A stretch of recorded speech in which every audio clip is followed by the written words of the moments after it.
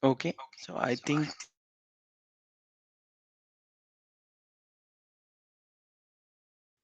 we're live now.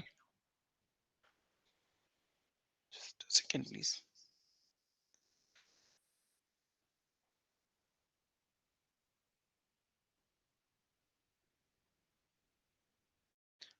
I'll join in from the other device also, so that you know I could keep an eye on the Google Meet as well.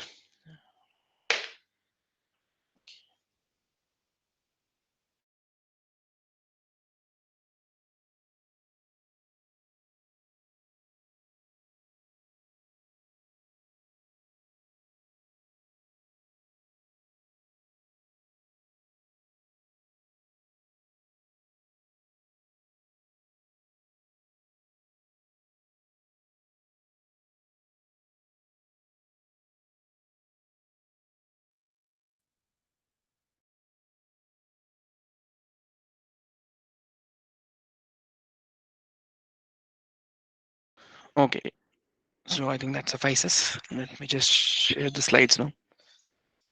Just give me one moment, please. Mm, someone is asking for the link on the space. Can someone please put it on the G space for software testing? This meeting link.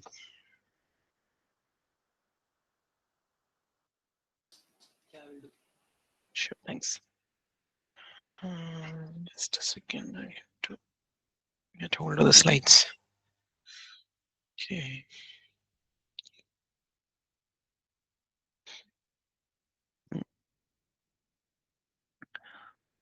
Mm,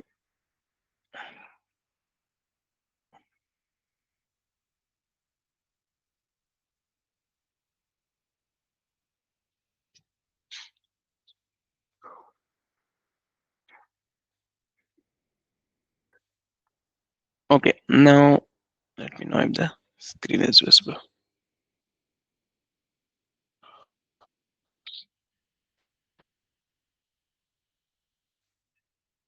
So we're going to discuss week 11, right? All right. So in week 11, we are going to talk about web application testing. So in a web application, most of you would know at this point that there are two aspects to it, right? One is the client side, that is the application that runs on the web browser, because you send a request via HTTP. So that basically the client side code, which is JavaScript and HTML and CSS, that gets downloaded onto your computer. Basically, the browser downloads it, and that is the client side part of it, which is executing on the browser, right? That is the execution. The other execution happens on the server side, meaning it is not there on the local machine. Rather, it is on the remotely located server. Most of the cases, it will be somewhere else, unless you are running it locally. But that's a different case. But then, mostly in production, the server is somewhere else. The client is the client side is where the user is. Okay, so that's what it is. So with that in mind, we will see some things which are specific to testing web apps in general. Okay, just kind of go through it quickly because some interesting aspects are here, so I just try to highlight that. Okay, yeah, basically that's what I said, relevant aspects that are there, client side and server side. So it says web application is a program that is deployed on the web. I mean, most of us know that, so it's okay. HTML is the user interface, and it is going to be available worldwide, and so on and so forth. So the thing is, uh, this notion of a client server architecture, right, wherein you have a client which is communicating to a server, and back and forth happens, and some sort of interaction is happening there. It is not only limited to web applications, though it is predominantly it is for web, the world wide web and websites and web applications and so on. But this model of client server is not only limited to that. There are other cases wherein you have client server interaction happening, though not in the form of a web application. Rather, it could be other things as well. For example, webmail is also a kind of a client server interaction application, wherein it is having architecture of client server, because the mail client, Outlook or something like that, which is residing on your computer, is going to download email from some remote mailbox that is there, and so on and so forth. So there also there's a client and there is a server, and there is communication happening between them. Okay, so in our context, we are going to talk about testing web applications in general. Okay, but this notion of client server is not only uh, limited to web application and web browsers. Rather, it could be other sorts of software applications also. Okay. Okay, so one thing that is very apparent in this case, like, we can straight away tell a very important distinction, that is, it is going to be loosely coupled, right? Because the server is somewhere else entirely different, remote location, so to speak, not only physically in terms of the software itself, that is residing somewhere else, that is running on a separate process. That is an independent machine, so to speak, that where the server is there, like the server part of the application is. And on the other hand, you have the client side, which is having the browser in the case of web applications, which is running the JavaScript and the front end, like the front end part of it, right? So it is loosely coupled in that sense. The basically the communication that is happening is through messages. That is what it is saying also, no? So basically, it is not directly connected. Rather, we are kind of communicating between the two and trying to maintain some sort of a state between the two. Yeah. So that's what we have, right? The only shared memory is through the session object, because the thing is, HTTP by itself is stateless. Okay, we might have questions in the graded assignment also pertaining to this, right? It is not having a state information.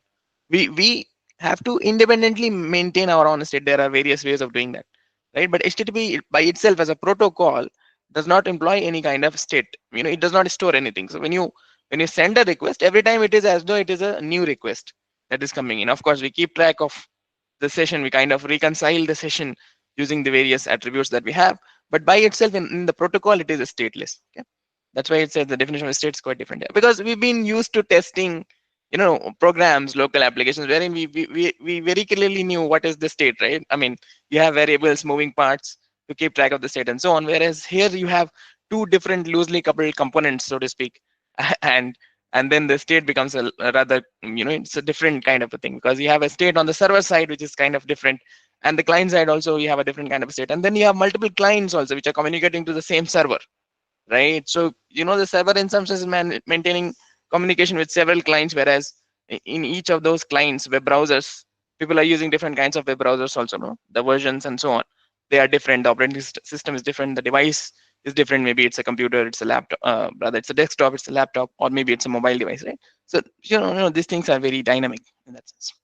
Basically, that's what I said, right? So distributed and concurrent also, because multiple users are using it, and so on. So these are some frameworks that we may or may not know about, but that those are quite popular. So you have Java Server Pages. ASP is for Microsoft .NET family of languages. Java is, of course, for, what that is, right? We have a Java Spring framework also, which is quite famous. JavaScript, Ajax, and PHP, and so on. Okay, going ahead. This is something that is important. We might need to pay attention to this. This is bundled, right? This just go through that once. Okay, just try to remember this, because we might ask it in terms of web applications. We might ask like different sorts of deployment models are there, not only for web applications, but in general. Since you're talking about web, we thought of connecting the dots to local software also, like various types of deployment models are there, right? So one is bundle, which is, of course, you get the computer, so it is all with the, it's like a deployment model with the computer itself. You get it already installed there, right? Shrink wrap is when you buy it, so getting it from retail store and so on. Contract is when the purchaser pays the developer to develop and install it. I mean, someone else is a third party is maintaining it, right? And there's a cost involved with that. So that's a contract. Embedded is, it is in a hardware device. So think of again the, smart devices and things like that. Let's say you have a car, self-driving car. It has a computer module which is having its own software for doing autopilot and things like that. So that will come under the category of embedded software. Okay, it's not supposed to be used independent of the car or whatever that equipment is, right? Maybe it's a home appliance or something like that, right? So then, or maybe healthcare devices, right? So that software runs in that and not outside of it, right? So that's why it is embedded. Web, of course, is what we're talking about. Excuse me. Go ahead. Yes, So please. there's one comment here. Mm-hmm. See, contract is probably the wrong word here. It should be custom software. Mm-hmm. The Possibly, yeah. contract is more commercial because I could build Yeah. a scrap product by having a contract with Mm-hmm. someone, Mm. right? So contract it's probably custom is a better, more appropriate word here. Correct. Correct. So I think what we meant to say here is enterprise software, if you think about it in that terms. Enterprise So software is even in like that. enterprise Yeah. software, Mm. uh, the moment you say contract, it is actually more about the commercial Right, right. Makes agreement. sense. It is not about how you're deploying the software, Correct. Correct. right? So for example, SAP is an enterprise software, Mm-hmm. Correct. which I mean, The purists may not agree that it is a shrink wrap software, but some Correct. people will say SAP is a shrink wrap software because you can actually use it out of the box without any customization, Makes sense. Yeah, yeah. right? Makes sense. But Yeah, people, so we yeah, take so note that, of that. Maybe we'll have to put this forward to the faculty if she says sure. we may have to change that. I understand your concern. Like what you're saying is correct only.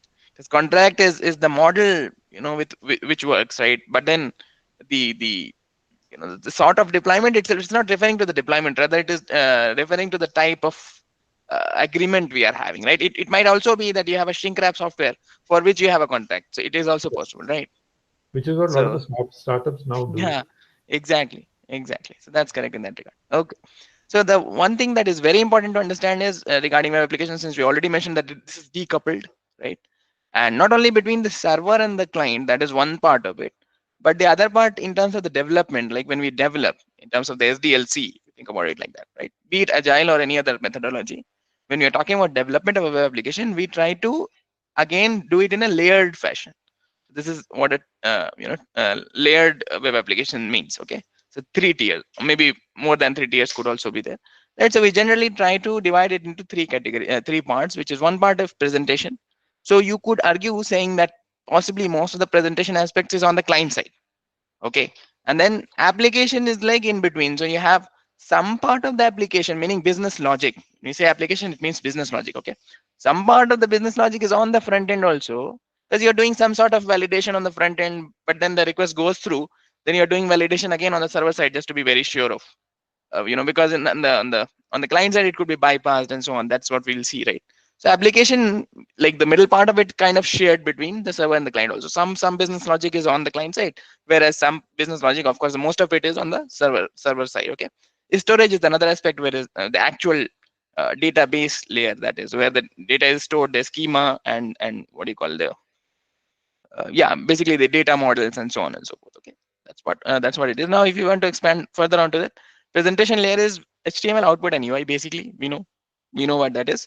Data content layer, and be very careful between these two. Okay, storage, you can straight away say it is the permanent data storage, okay, because we can have a matching kind of question on this also. Okay, therefore I'm saying that be careful with that. So only these two things might create confusion, right? So data content layer is actually what we refer to as where the computation or data access happens. The think about it this way. So you're not there at the server side maybe, but on the front end side also you have some computation happening, right? So you are calling APIs, so the call goes through, you are getting the JSON response from that and so on. Some computation is happening, some sort of sorting you're doing, right? Sort by date, sort by name, so on and so forth, all these things, right? It happens. The other part of it is the in memory data storage, meaning certain things are in the memory, like it is transient, in the sense that if you've gone through application development, right? All of you have gone through application development course. So there in that project we had Redis, right? So Redis was in memory data storage, whereas it is not going to stay forever. Rather, it is like for certain aspects, like for messaging, temporary notifications, and so on and so forth, right? For real time sort of use cases, right? So we have in-memory data storage, and there are other use cases for this also, but that comes under data representation layer. Okay, data content is where you have computation and data access happening. So be careful with this one. Representation is, of course, because you can think about it this way, right? The actual representation of data, meaning the underlying representation, that is on the outside you see the UI, that's okay, but the underlying data format or data interchange that is happening, the representation of that is there, is going to be in the memory, right? So that's why you refer to it as in memory data storage. Okay, and data storage, of course, is supposed to be the final thing, right? So in the representation you might have a temporary thing also, right? Maybe certain things which are not meant to be stored directly, but uh, you know uh, but it is still there. I think the screen share stopped for some reason. Let me see if I can share. Okay. Can you still hear me? Or We can hear you, but screen share has stopped. yeah. Just give me one moment. Let me try sharing that again. Okay, should not have happened, but yeah.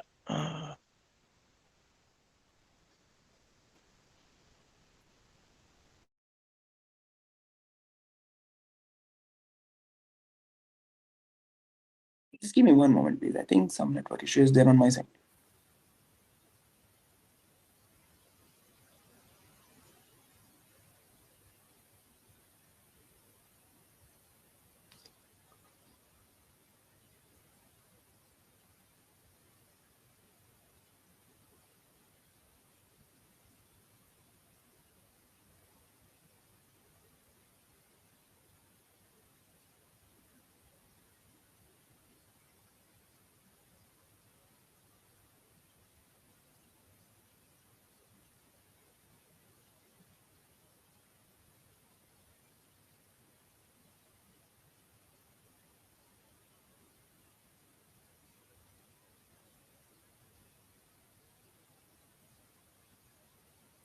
I'm signing back in. Okay.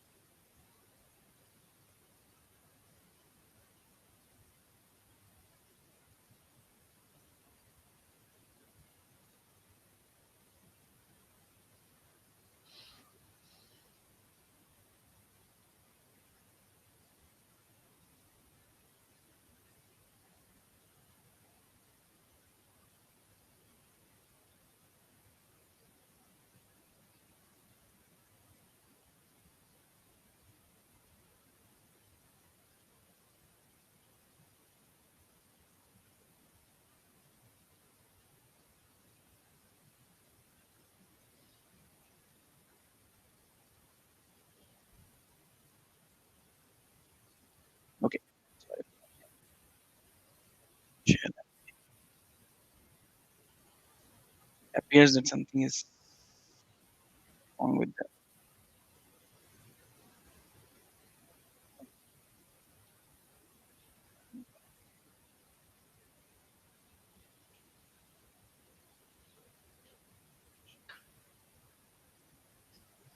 Okay.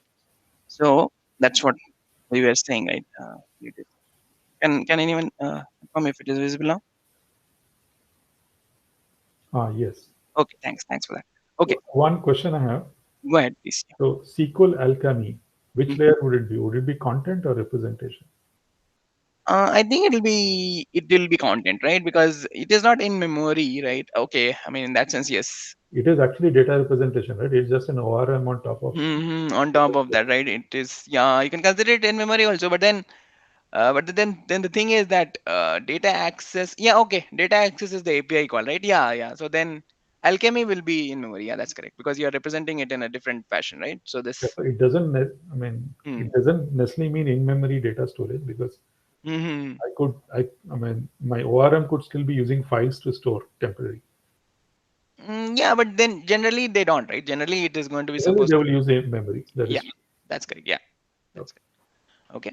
All right. So yeah, that's correct. And web applications are heterogeneous, correct, dynamic, and so on and so forth. Okay. So we'll see.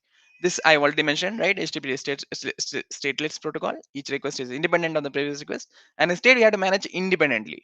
It is not part of the HTTP protocol itself per se. We are responsible for maintaining the state. So these days, it might seem as if these things are so much abstracted that with these frameworks and so on, that it would appear as if it is all part of the same package. That's not the case. If you were to break down the things that are involved, you'll realize that there are so many things that are kind of keeping it together right. So much engineering has been put into these things actually. Okay. mm, yeah, this is correct. So yeah, there's one more thing also. Okay, let me see if need to refresh. Is it should be able to access, right? Okay. All right. So one more thing is that users can also change the control flow, which was not the case in normal programs that we were testing, right? I mean, someone could just press the back button or forward button in between, right? So this is a very typical case. I mean, the payment is happening, right? You're going through the payment gateway, and it says do not press on the back button or forward button or do refresh, right? Because it'll change the flow of control. I mean, most of the cases these days systems are so robust that these things doesn't. I mean, like not make much of a difference. The transaction will still go through. But then the thing is that we generally avoid doing such things because it may change the desired flow of the program, right? Which is not the case in the normal programs that we are used to testing, local programs, right? Because you run the program, there's a specific test path through which it runs, and then in between, it is unlikely that, in the path, in the middle of the path, certain change is not possible, right? Whereas in this case, that is possible, right? Because these things are decoupled, right? It's not directly connected. So if something goes wrong on the client side, maybe you get a wrong state on the server side, and that could result in an error. So all these things we'll see. Okay. Now a little bit of difference between application and service. So service, you can think of it like, it is not meant to be used by like users, meaning human beings. Rather, it is supposed to be used by machines, right? So other machines are calling. So this is like a API, right? API is not meant to be directly used by humans. I mean, you can just send a request, get the JSON, and read the data from it, but that is not very user friendly per se, right? So it does not have a user interface. That is what it is meant to be consumed by another application, right? So you have weather reports, currency converters, and so on and so forth. Like APIs are very much important, very important aspect of the web these days. And even I think 5 or so years back, they were still important, they were relevant, and today also they are even more relevant, for all these applications that we have. Okay. So web application is when you have a user interface. Services are don't not have a user interface, is supposed to be consumed by another application. Okay. All right. So there are three aspects now. One is testing static hypertext websites, testing dynamic web applications, and testing web services that we are not going to consider. Generally, like this involves API testing and so on and so forth. Some part of it you might have done in software engineering, perhaps the software engineering project, and perhaps in the application development courses also earlier. But we are going to focus on these two aspects for this course. Okay. So the static versus dynamic, I think most of it is apparent now. All of us understand what that is. But then, just to kind of highlight that. So the thing is, static websites, and there's a difference in terminology also. We call it website, not web application. Okay, web application is a term which is generally used for dynamic web applications or dynamic use cases, right? Whereas for static websites, we use the term websites and not applications because they are not dynamic, right? That's what it is. So static is like, you have a bunch of web pages, HTML web pages, or maybe statically generated pages, which are there on the mm, website, rather, which are there on the host, static host, file host. And then you basically go to the domain, like, go to the URL, and you get the uh, static web pages downloaded onto your browser, and it renders it. So you see all that, and the links are there, and so on and so forth. You click and you go to the other page, and so on, right? But it is not dynamic in the sense that there is no server side involved, perhaps. And on the client side also, perhaps it is not very dynamic. So actually, this notion of static versus dynamic, there are two aspects to it also. Static versus dynamic. Okay. One is when we say dynamic or static. Let us start with static. Okay. So when we say static, do we mean that it is not having a backend component or not having a server? Okay. These days when we say static, that is what we mean. Okay. That it does not have a backend component. It is a static website, so it is on the only the having only the front end. Okay. But back in the earlier days, actually, static actually meant no JavaScript also. Okay. So you don't have a web server, you don't have a backend, and you also don't have JavaScripts on the front end, because it's purely a static web page. It's only HTML and CSS, and perhaps a little bit of yeah, basically yes, HTML and all. So you only have linking, basically hrefs, and you go from this page to that page. That was what static meant earlier. Maybe 5 years, no, not 5 years, maybe 10 or 15 years back from today. That is what static meant, right? But these days, a static, you can have a static website which are having JavaScript in them also, but still we call them a static because you don't have a backend component to it. There is no server side to it. Okay. So that is what we mean when we say static these days. Okay. So that's what you have. You can still have JavaScript, but you don't have a backend. Okay. Whereas in dynamic web applications, you have a backend and a front end also. So that's a usual case. Okay.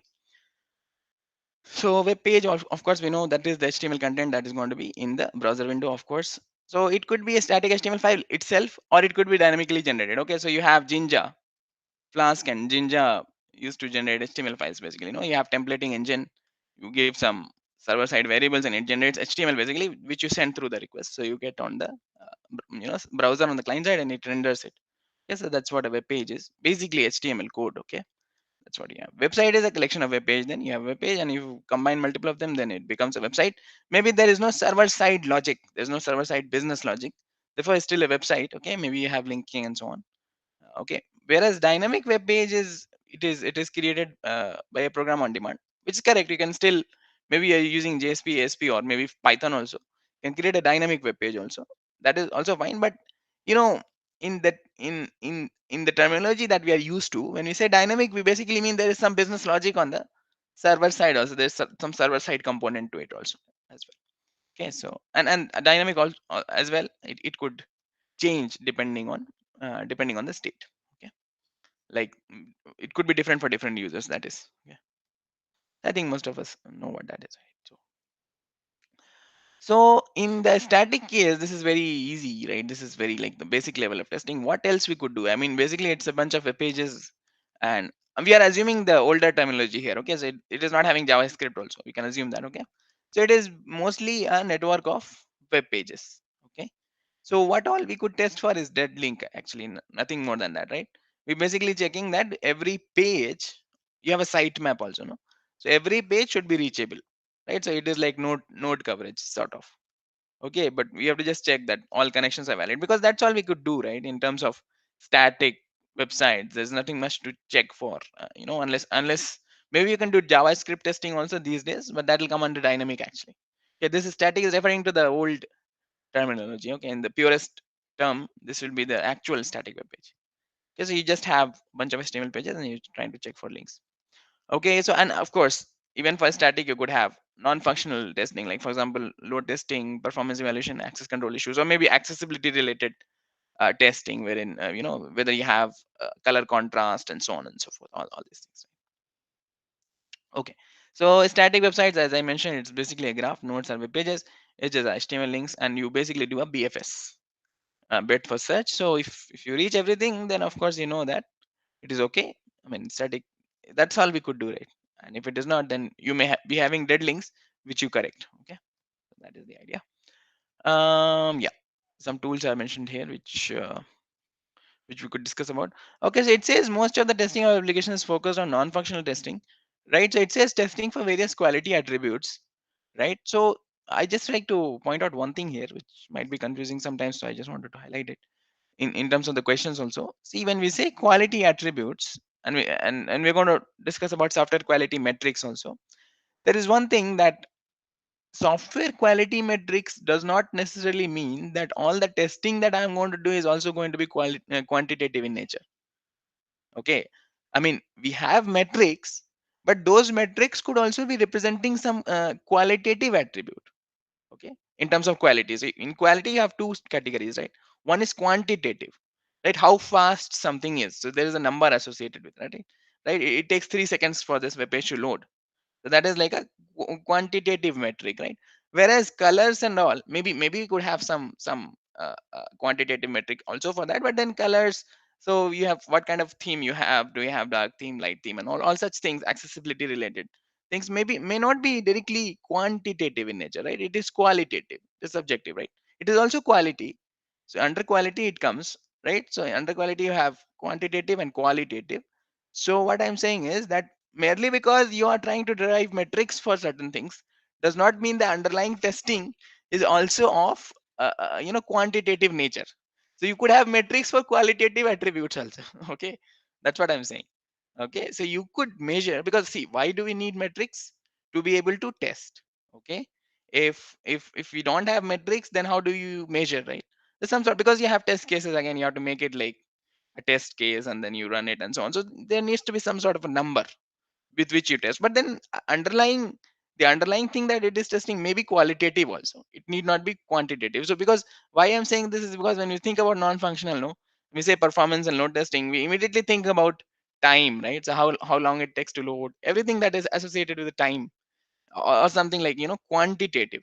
But it could be subjective also, it could be qualitative also, for which you have metrics. Okay, so be careful with that. Okay, so that's what I wanted to mention. That's done. So we have two aspects now, client side and server side. I think client side is easy to understand. Okay, mostly it is about definitions. Okay, and then we'll go to server side. Server side, there's one thing that we need to be careful about. So I'll mention it. Okay, so static we have seen. Now comes, because we are saying applications, right? So this means dynamic. Okay, so then on, so there are two aspects: server side and client side. So we'll start with client side. Okay, so in the client side, yeah, the user interface is on the client, actual software is server, clients and server separated, which is okay. You know that. Okay, so client side is black box. Why is it black box though? Client side? Because here we are referring to the application that is there on the server, right? So we don't know, right? So for example, this PDF viewer that I'm using, it's also a web application, so to speak, right? This viewer is showing me the PDF, but I don't know the code for it, right? And maybe when I loaded it, I did not know the server side code of it, what it is going to return and so on and so forth, right? It is just rendered on the browser, right? So what I have is on the client side, but I don't know about the rest of the code which is there on the server side. Okay? So in that term, so it becomes black box mostly, right? Because we don't know the complete logic. Okay. So what could we do then? You have HTML form elements, right? So you have text boxes, buttons, drop down links, lists and links and so on. So what you could do is basically you generate some inputs and put it there. Okay, so, so there are various ways of doing that. One is that you do it manually by putting it.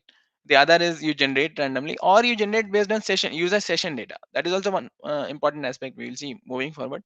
Okay, so you have interactions happening with the users. The user puts something, of course, I mean it's supposed to be a test account or something like that. It is not supposed to be actual production account, because there are other implications also. We are not supposed to use someone's data for testing and so on and so forth. So, but that goes into a different discussion altogether. Okay, what we are saying here is that some previous record of which is meant to be used, which is anonymized generally, which is meant to be used for testing, is used for testing, and then we check for it. So that's why the software, when we do sign up, they say in the privacy policy or in the agreement saying that we may use some of your data to improve our services and so on and so forth. That's what it means, right? So maybe some part of it they check for testing. Not only that, I mean there are other things involved into that.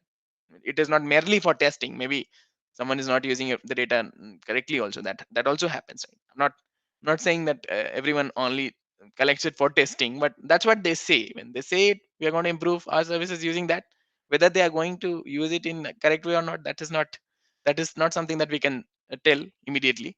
But the thing is that one aspect could be testing also. So they take the data and they try to test based on that. Okay.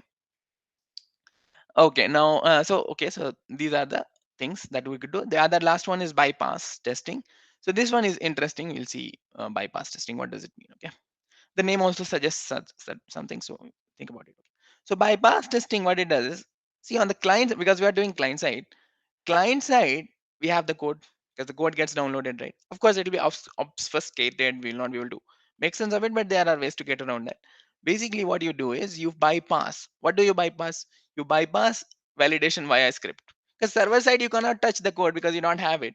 So you cannot, tinker with that code. But then on the client side, maybe something that gets downloaded, you can still do certain things with that, right? So you try to bypass the testing that happens. So that's why we say never only validate on the client side, because if you validate only on the client side and not on the server side, what could happen is someone could bypass it, right? You're doing validation only on the client side, someone is bypassing that, and then they could input malform data into your server, right? And the server is not doing any check, it will just go into the database directly, or there could be other consequences of that, right? That's why we say we do client side testing as well as rather client side validation as well as server side validation for user input. Okay, because if someone were to bypass it also, on the server side you're validating again, making sure that there's no malform data coming to the server, and then you allow it to be in the database. Okay, so basically that's what. So bypass means we bypass that validation.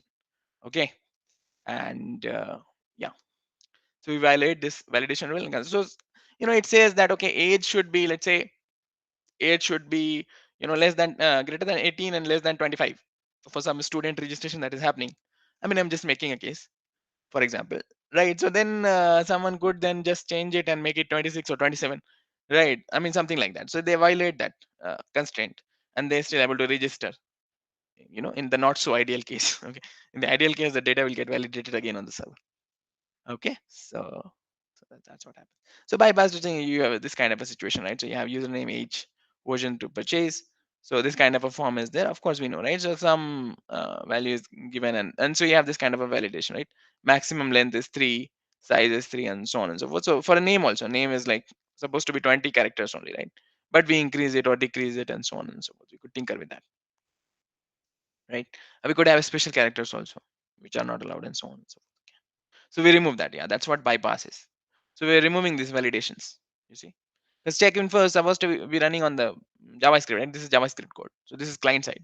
We could bypass it completely, remove that validation. Okay. So these things could happen and this could have consequences. Okay. So they basically save and modify the HTML, that is, right? Whatever comes, you get download it from the client side code, gets downloaded from the server. Of course, when you send the request, once it comes, we save it, we modify it and send it back. It is as if the original application was like that. We modify it, right, on the client side. So that is having consequences. So this we check for, security and robustness, because the malformed input is not supposed to go through, meaning we're basically checking is the server robust enough to tell us that whatever you're sending is not correct. Okay. So because bypass testing is very easy and very typical form of testing that is done on the client side. Okay. Okay, server-side inputs could be modified too, but so they could corrupt the data on the server. Like what I mean, there are other consequences also. You change client-side input, perhaps you're not checking on the server side, and something wrong goes through, and the next time someone is visiting it, they corrupt the data on the server itself. So that is having consequences, right? Then that is also possible. Okay, some validation types, these are not so important from the exam perspective, but it's good to go through these many things.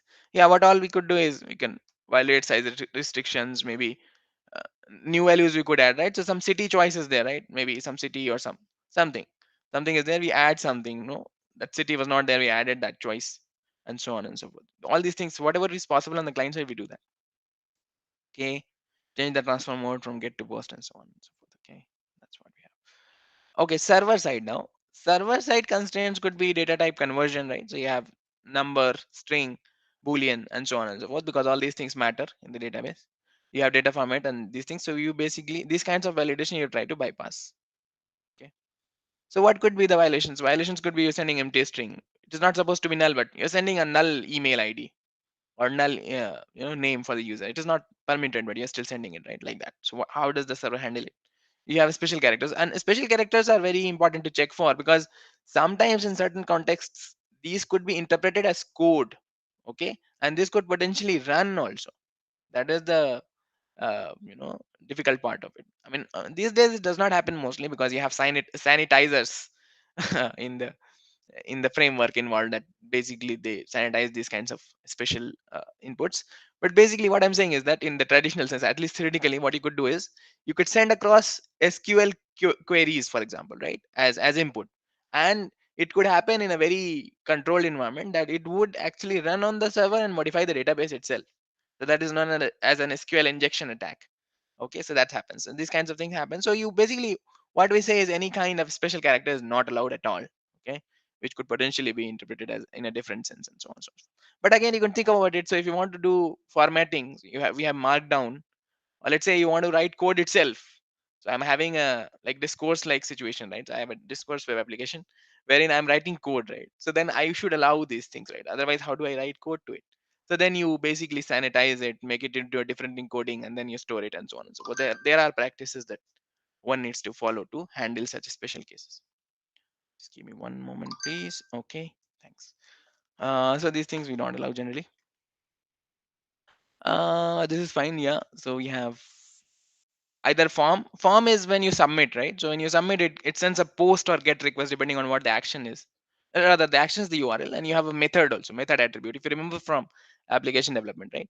So your method is get or post for the form, right? So you send accordingly. If it is get, then it possibly goes into a query string, whatever you send, right?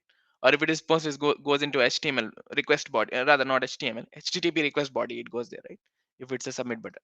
Similarly, link import is href, the a tag, anchor tag, that is, and so on. Okay, and this is the transform mode that I was talking about. Okay, and so on. So that's fine. Now what happens is value level bypass testing is, so something is expecting integer, you are giving a string there, and vice versa. Okay, this could happen. Or length restriction or value restriction, like a fixed set of values I could give, right? Something is there for which fixed set of values are supposed to be there, right? So let's say you are selecting a program, so it could be, it could be data science or computer science, and there are no other programs, but you change that, like, entirely different program, you add that and submit the form, you know, something like that.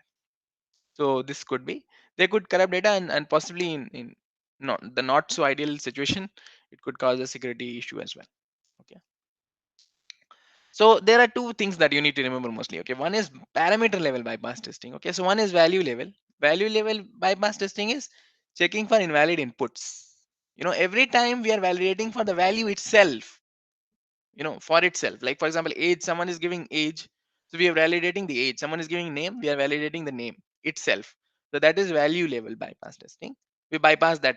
Bypass, we are saying, because we bypass that validation that is happening. We are bypassing the validation to check for it, basically. But this is value level for that value itself. Parameter level is when you have multiple inputs combined together. Okay, so it is not for one value, rather it's a pair of values that you have, a multiple, more than two also, wherein these things are interconnected, and you want to test for it. For example, so assume that I have selected the country as India, from some form, as India. Then the cities that I should be getting in the other, option, the other drop down, should contain the cities of India only, right? That's what you have. And the other way around also. Like if you have selected a city from India, then I mean the country should be India. It should not be like you have a wrong pairing, right? It should not be that you're selecting city from India, but the country is something else. That should not happen, right? So it is dependent on two or more than two inputs possibly, right? So you have, let's say, a credit card number and then expiry date, right? So these two things are connected. So if there are two things or more than two things which are involved, relationships that are there, then it is parameter level. This is known as parameter level bypass testing. So value level was for one field itself. Parameter level is including more than one. So that is like, for one group of input, so to speak, that you have, right? You check for it. Okay, and it says it's difficult to determine the relationship among parameters for dynamically generated HTML files. Of course, because certain things are happening on the server side also, so you cannot fully infer the logic from the client side alone. Okay, certain things are happening. Like you take it individually, but on the server side you combine it and so on and so forth. Then you do validation. So that's why we say it is good to validate on the server side always. Okay. So yeah, so that's what we do basically. Yeah, I mean, so the definition is what you need to remember. Okay.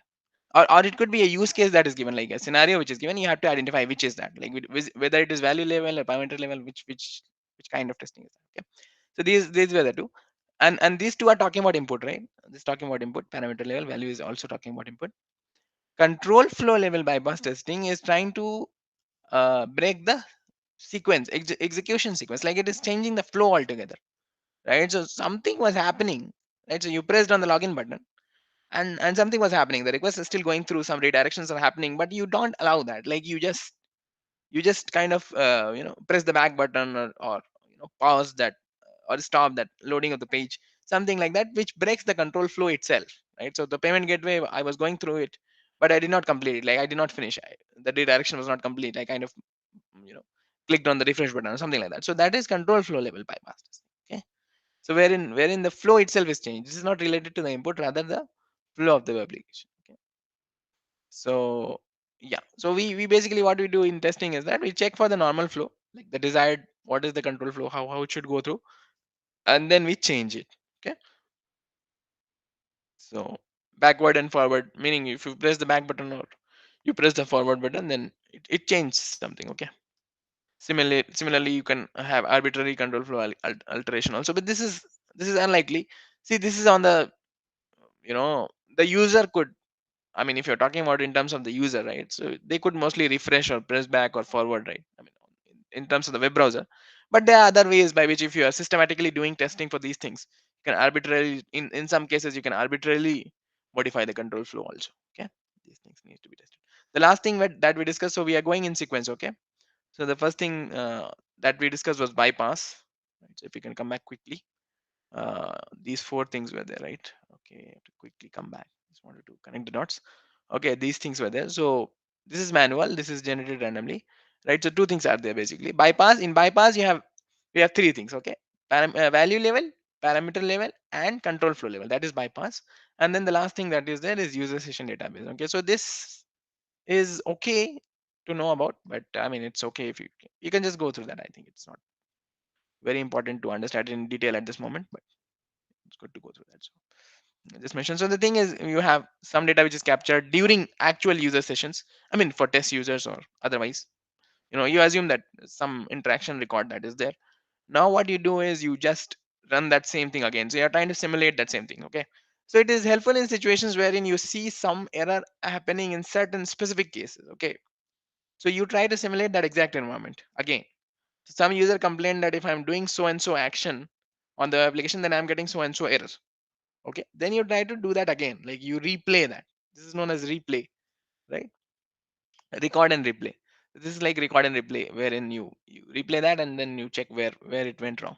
Okay.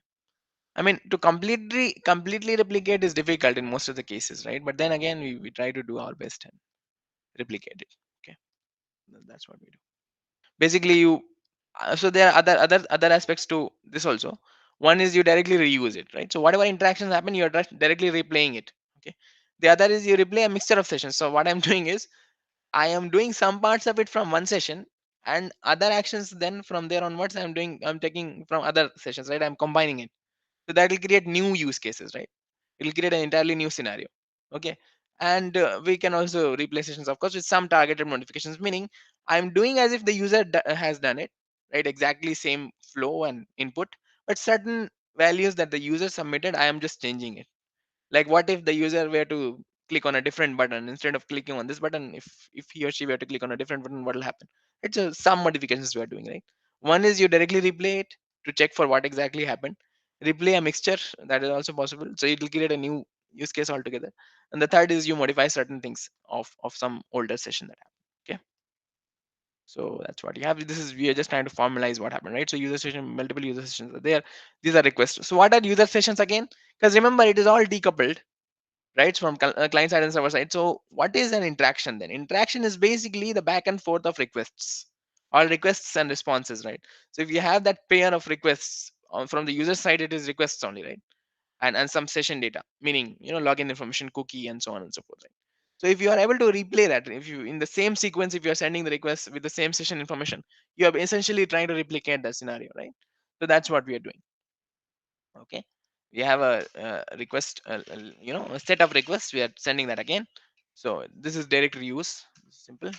We're basically forming it again and causing it to run, and this is like combining it in a different manner. There are some rules to it, how do you reuse it. And the third is that we target some modifications, right? So if the request is sending something, so think about it this way: you had a form that the user submitted, and in the form there was name and age that was going through. So maybe you change the age only, rest of the things are same, right? So you change some one of the name value pairs, that is, right, the request body that is going through. That's what you do. Okay. I was a little bit fast here because I wanted to take time to understand, I mean, like, take your questions as well. Okay. But yeah, I will quickly see server side as well. So that was client side. Okay. I think mm, yeah, one thing that is missing is, yeah, this one we've not seen, right? Okay, fine. So it seems the title slide is same for both. Okay. All right. So the last thing is server side testing. So in this, what happens is, so we discussed about how do we do it on the client side, so you can reuse the requests and so on and so forth. Maybe you can do bypass testing and so on. So this is server side. What could happen, right? So and this is also important. Please be careful with this. Okay, in terms of the exam also, there could be questions on this. It says valid responses are invalid inputs are adequately processed by the server. Okay, so if the server, I sent a request and the server is saying that an error occurred. Okay, so that is not fault. That's not the fault. Okay, because that is the intended output. You see, if I'm sending something invalid, then the server should say invalid. So if I'm sending something invalid and the server is saying that's a bad request, something like that, then that's a valid response. Actually, it's not a it's not a fault. Okay, because we are seeing it from the perspective of the server. Server did the right thing by saying you have sent an invalid request, so I'm not going to process it. Okay, that's what happens. So if it provides explicit message regarding the valuation, it says that okay, the age that you have entered is not like within the range and so on and so forth. Maybe it provides a generic error message, or it ignores the invalid, but it does not entertain it. Okay, so that's also possible. Faults and failures would happen when invalid inputs actually causing abnormal server error. Okay, error meaning, something happened in the server which is not supposed to happen, right? If we are to say that the request is wrong, meaning request is bad, it is malformed, then that is correct only, the behavior is correct.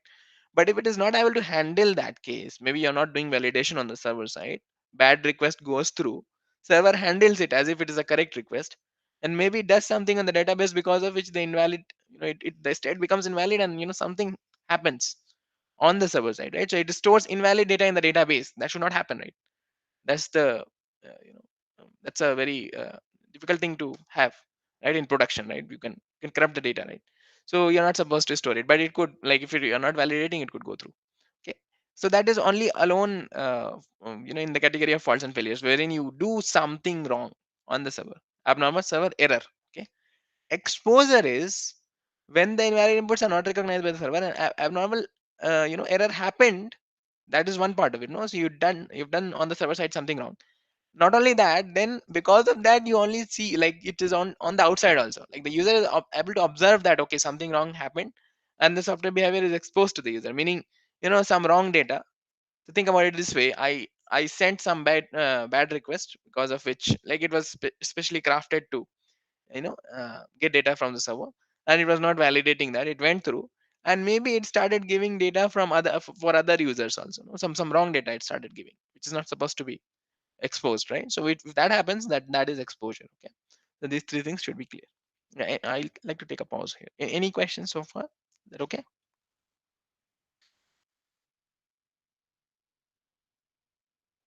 Okay, I'm assuming it's okay. Can I get an acknowledgement, please? Shall we go forward? Yes, sir. Yes, sir. Thanks for that. Okay. I'm not looking at the chat window, actually.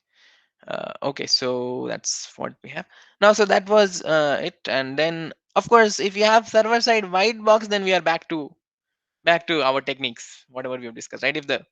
Like, if I am the developer of that web application, I know I have the Flask source code, or the JSP source code, or the ASP source code, and so on and so forth, right? I have the actual server side source code. Then it becomes like a program. I mean, sort of like a program. Not in. I mean, there still be differences. There will be differences, but then again, I have the server side source code. So some existing techniques I could reuse there, right? I'm doing unit testing. I'm doing integration, and so on. So on the server side, of course. Okay. So in this case, there are some things that we are introducing here in the context of server side white box testing. Okay, because the earlier one was mostly black box, right? We are sending invalid input. Okay, so we don't know what is happening, but we are trying to elicit some information from there. However, in this case, it is white box, so we know what the source code is on the other side. Okay, so this we are using graph models to test the server. That, of course, we can do, right? CFG and all. And yeah, so it says control flow graph exhibits only static models, not effective for web applications. What it is saying essentially is, see, the server side logic also depends on the request that could come in and the data that the request could contain. Okay, now, given the vast input space, requests and the session information, and so there are so many moving parts, right? Every request is unique, from where it is coming, who is the user, what was the previous interaction, what is the, like, geographical location, maybe, that also, because if you're going to open a web page from a different country, then it changes. That also happens, right? So that is that. So therefore, if you are merely doing graph models on the server side code, maybe it's still helpful to some extent, but to a certain extent, but you still need something more, right? So therefore, we have these two things that we are looking into: component interaction model and application transition graph. Okay, so we see that.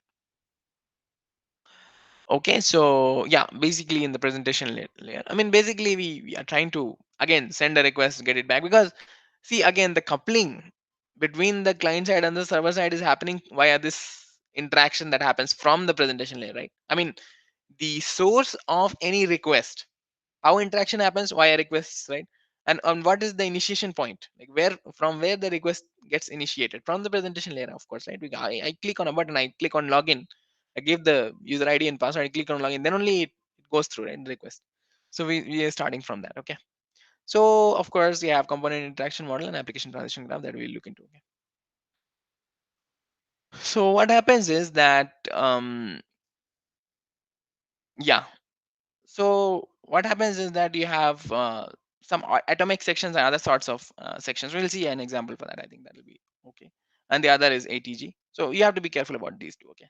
There could be questions like that. I'm going to show an example. So first thing is atomic sections. Okay, atomic section is a section of HTML with the property that any part of the section is sent to a client. The entire section is, I mean, the entire section is sent. Okay, meaning think about it from the other aspect on also, right? I'm not looking from the client side now. It is the server side, right? So I'm writing Flask code. There is a Jinja template in that, and the template is such that if that particular some portion of the HTML it is going through, right, if that goes, then it will go into its entirety, or otherwise it will not go, right? So that is what atomic section is, meaning what we are saying is that aspect constitutes one entity which is not dynamic. I mean, within it within it data could be dynamic, but if it is sent, it will be sent as one entity, and so on, right? I mean, that's what. So from the server, if you're sending that HTML, that portion, that becomes an atomic section. So it could be part of the HTML also, but it could be the entire HTML as well. Both things are possible. Okay, all or nothing, basically all or nothing. Either you're going to send it in its entirety, or you don't send it. So that is what atomic section is. Atomic section is HTML, basically HTML. Okay, but you either send it or don't send it. That's what you have. Okay. And content variable is basically a program variable that provides data to the atomic sections. Think about it this way. So you render the Jinja template, right? When you render the Jinja template, you have percentage sign, no? There, percentage, and you give some variable, student name. So when you render it, no, the actual student name comes about instead of the variable, right? So you replace it. That gets replaced when rendering, you know. So that's what happens. So think about it this way. It's like that. This is server side code. Okay. I'm sending from the server. I'm sending this. I'm generating this HTML. Okay. This is sort of like connected to the Jinja template that we use, but here it is Java and it's a different thing. But I'm just trying to relate it. Okay. So it is creating an HTML page. Okay. So now what happens? I have head, title, and so on and so forth. I mean, this is not a very good way of doing this stuff, but again, this is just for illustration. Okay. So what we are doing is that the title, the actual title of the page is this is like a content variable. Okay. Title, actual title is going there, right?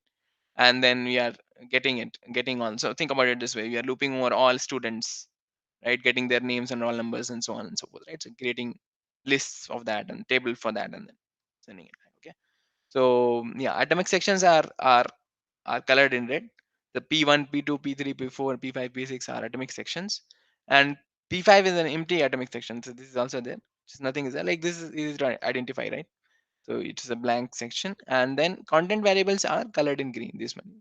So these are actual program variables, part of the server side logic, which are substituted. Basically, it will change to the actual value when it is rendered, right? Because that's how we are putting it. So this is like template variable. So what happens Sir, is, one question, sir. yeah, go ahead, please. Yeah. So when you were explaining, I thought the entire thing will go. This year, atomic section is basically from server, whatever is rendered in the client system, that is only is atomic section. Yeah, yeah. Oh, I I mean, see whatever we all are are sending. outdoor print only. Yeah, this one is out.print only because it is, see, the out.println, what it is doing, it is a response writer, meaning, so think about it this way: HTTP response is, I got a request. In response to that, I need to send something back. The client requested me for something, maybe it's a URL, right? I need to respond to it. So when I'm responding it, I need to respond with an HTML page. Okay. So I get the handle of the response writer, right? And then I start writing the HTML code for it. I mean, this is a very trivial example. Okay. This is And not how. again, P1 to P5 is all similar, but P6 you have out dot close also is you'll close it in the server, I mean Yeah, yeah, client in the side. in the server itself. No, no, this is not the client side actually. Client side basically, whatever goes through. So this So up body. to out dot println body HTML, up to that only is client side. So then why you are including the server side? Out dot No, close no, also in P6. exactly. This entire thing is in server side. Okay, that is one part of it. This code is running where? This code is running on the server. Whatever goes through goes to the client. What is going to the client? Let's see. HTML is going, head, title, and the actual title is going, right? Body is going, and so on. So after body, you see, and then the actual body starts. You understand what we are saying? The HTML head, title, and body is one part, one atomic section, and then the actual body starts, wherein you have a table or something like that, right? And then you have the list also, meaning one No, one. the for loop is not going. No, no, the for loop is not going. Why would the for loop is running on the server? No. So Yes, this, sir. if user is on the server, it is not atomic section. Atomic sections are what? HTML, this thing, right? Section of HTML with the property that any part of the section is sent to a client, the entire section is sent, like all or nothing, right? So what we Yes. are saying is that either you send HTML head title and head this thing entirely, or you don't send it. That's what you have, right? Yeah, Either understood, sir. either you send body or you don't send it. That's what you So end it. here out dot close, what is shown in the Hmm. client side? No, this is server side actually. This is Huh. okay. I understand why the ambiguity is coming. So We have this to have a line below that, no, uh actually, to yeah, yeah. distinguish between P6 and out dot close. Exactly, makes sense. No, actually, actually, after sending the last one, we had to close it. Otherwise, the response would not go through. Yeah, so you should have one line Uh, differentiating P6 and out dot close. correct, correct, Out correct. dot close is not a P6, no. No, it is not. Yeah, this much is actually Ah, similar to this. You see, here you have it, right? So you don't that's why, sir. That is why I'm like, for asking that. example, the before P1, I had to open it, right? So I opened it. This is like Hmm. opening, and this is closing. So it should be the last. I mean, after P6. So one line is missing. Yeah, we'll add it. Okay, later on, I have to request the team to correct it actually. Okay, so academic sections are combined to model dynamically generated web pages. Okay, so what we are doing is because we don't know what is this, right? I mean, we know that it is a paragraph, it is bold, font is bold here, and I'm giving something, but then the actual value I don't know, right? So therefore, I have isolated it in P3. Similarly for P4, right? Wherever I have content variables, and I'm separating it to a different atomic entity, atomic section. Okay, that's what we are doing, and then I model it in an expression like this. So this is known as component expression. We are combining it now. So it says these are the four things that are possible. Okay, one is called sequence, meaning P1 happens, then P2 happens. So that's what we have, right? P1 happens here, and then P2 will happen. I mean, in this case, that is not the case. So we'll see a component expression corresponding to this code. Okay, but here is a general definition. So P1 happens, then P2 happens immediately after that, and there's an order here. Okay, P1 happens first, then P2. Okay, without any conditions, like it is a direct sequence. Selection is if. Okay, so P1 or P2. Okay, either P1 will happen or P2, both cannot happen. So this is like selection if statement. Iteration is loop. So P1 multiple times, one or more times in a star. Okay, and aggregation is this. So it says P1, P2. P2 is included inside P1, meaning P1 is happening and P2 is sub part of it. Like it's a sub. How do you put it? It's a subsection sort of. Okay, so that's one. Now this code, and you have to be very careful about this. So you'll spend some time. This code component expression is like this. You might be asked, okay, this question could be there in the exam. There could be a code segment given, and you have to figure out the component expression. So how do you do that then? You have to figure out how it is going through, right? So this much there is no condition, right? So we'll start like for P1. The table will be given like this. Okay, so P1 there's no condition, so of course we start with P1. So P1. After that, what will happen? So we start a condition after that, right? If user. So we know that there will be a parenthesis, and after that we'll start something like this. You see. So in this case, yeah, P1. P1 happens, right? P1 happens, then we have a bracket here, right? So this is the outer if user. This part is the if user part. This one. Either this thing happens, P2, then under that another if condition is there, P3 or P4, and there's a loop, or P5. So let us see P2 or P5, right? That's what we are saying. So either this will happen if user. So I'll go to P2 and onwards, or P5. You see, because this is the else part, right? That's where the bar is coming from. So if user or P5, right? Either you go inside or you are outside. So that's what it is, right? This much will happen if you go inside or P5, right? So this is the first if loop. Okay, that's what the bar is about. Okay, this entire thing will happen or P5, and then we are ending with P6 because at the end we will have P6 anyway. So that's okay. Last one is P6. That's fine. Okay, and in between, let us see what is happening. So if we go inside, if user, if we don't go, then it is P5 alone. That's fine. If we go inside, then P2 will happen first. Let's see. Yeah. So if we go inside like this, if true, then we go inside. So P2 will happen. Okay. After P2, P3 is because it is inside a loop. P3 is a loop. Okay. And not only that, you have a if condition here also. Right. So P2 after P2, P2 dot, and then you'll have P3 or P4, and this entire thing is in a loop. See, P3 or P4, because if else, if vector my vector element size greater than 0, then it will happen, else this will happen, right? And this entire thing is in loop. So P3 or P4, and the entire thing is in loop. So that's what we have. P3 or P4, and this is happening multiple times. Like this check is also happening multiple times because this if is inside a while it is inside a for loop. Okay, so you have P3 or P4, the entire thing happening multiple times. If you go inside, right, this first one, and P2 will happen. Otherwise P5 alone will happen. And once this part is done, this entire thing. So P1 happen first, this entire thing will happen, and then after that P6. So this is what we have. Okay. So maybe you can go through some of the questions from the Sir, earlier.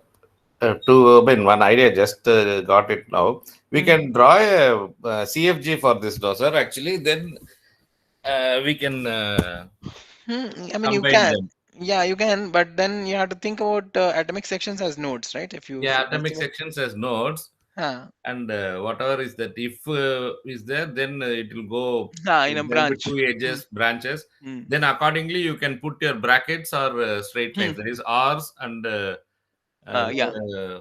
whatever. If we after you, if one for is coming, so you So can you'll have have that star. while loop or for loop. Then you'll Star. have that star one, something Yeah, like that. exactly. Yeah, you can do that. Yeah, yeah. You have Mm. to make sure that basically, if you have done that atomic section, not the if you have divided it correctly, that is, if you understood it correctly, then if you are clear with the flow, then like Yeah, if you've so drawn control this, CFG is similar yeah, to you. yeah, Here, the CFG are showing as a graph. Here we huh, are showing as a table table, and finally you are showing as a statement, expression. no, sir? Yeah, yeah, basically. Expression. So you have to be careful about that because slight changes could be there. No, we could also do this way. So it is like this is one of the options, which is correct. Now Then, I if could we have time, can we just draw one CFG for this, sir? Yeah, Small, okay, we'll do fast, it at the end. Yeah, end. we'll do Yeah. it. Yeah, because I have to share from the Sure, other sure. screen. You please proceed, sir. Okay, I'll do that. That's okay. Now this is also a combined expression, so this is corresponding to that. So you have P1 happening, then you have if again similarly. By the way, we'll have the rows. Okay, so we'll have the lines. If you have lines, it is easier to understand, right? I think for readability, we have not put lines here, but there'll be lines, so you'll be easily able to understand what is what. So this is corresponding to that. Maybe we'll see if we can do CFG wise. Because that was one part. This is component interaction model, right? CIM. And we could ask it. There could be questions on Okay, this. components. Each Mm. atomic component. It is component means atomic component. How they are interacting with each other, and you are modeling that. So Yeah, yeah. CIM. Okay. Yes, yes. And I mean, components are not directly atomic sections, but yeah, it could be more than that also. But that the idea is what you mentioned. That's correct. And so that was one part of it in server side testing. Sir, The other is ATG. We'll look into that. Yeah, tell me. Go ahead. when we need to put the star icon in views, If you have any kind of loop, no, then it will be a star iteration. loop or an incremental, which is that? No, no, not increment. Loop. Okay, while loop and for loop both. For loop, while loop, for loop, do loop, any loop. Okay, You have a list. So you're rendering a list, right? So let's say I have a list of students. okay, Got the results. I got a marks for all students, right, in the school. So I'm going through the list of students and then rendering each row of the table, like the TR that is happening right So here. since you showed that slide, Hmm. aggregation example, sir. Aggregation, I think we don't have that case happening here. The exam it is not coming. No exam. Oh no, exam it will be simple only. I think Okay, okay. aggregation will not be there. But yeah, I think we should put one case wherein you show that this one aggregation is not happening in this one. I think. But basically, what happens is no, you P1 is happening. So this one is sequence, right? P1 happens, then P2 happens. Okay. But here we are saying that P1 will happen. So P1 as a result of P1 happening, P2 will happen. So this is like an implication sort of. If P1 happens, then P2 is included in that. Okay. So that's what it's like a sub component. Okay. That's what we have. Whereas this is like a sequence. Like P1 happens, then P2 happens. Okay. Like in the other words, basically, if P1 does not happen, then P2 will not happen here. Okay, for some reason. But if here in this case, if P1, what is the result of P1 does not affect the happening of the occurrence of P2. Okay. Whereas here it matters. If P2 does not occur, then P1 does not occur, then P2 will not happen. Okay. Whereas that is not the case here. That is the difference.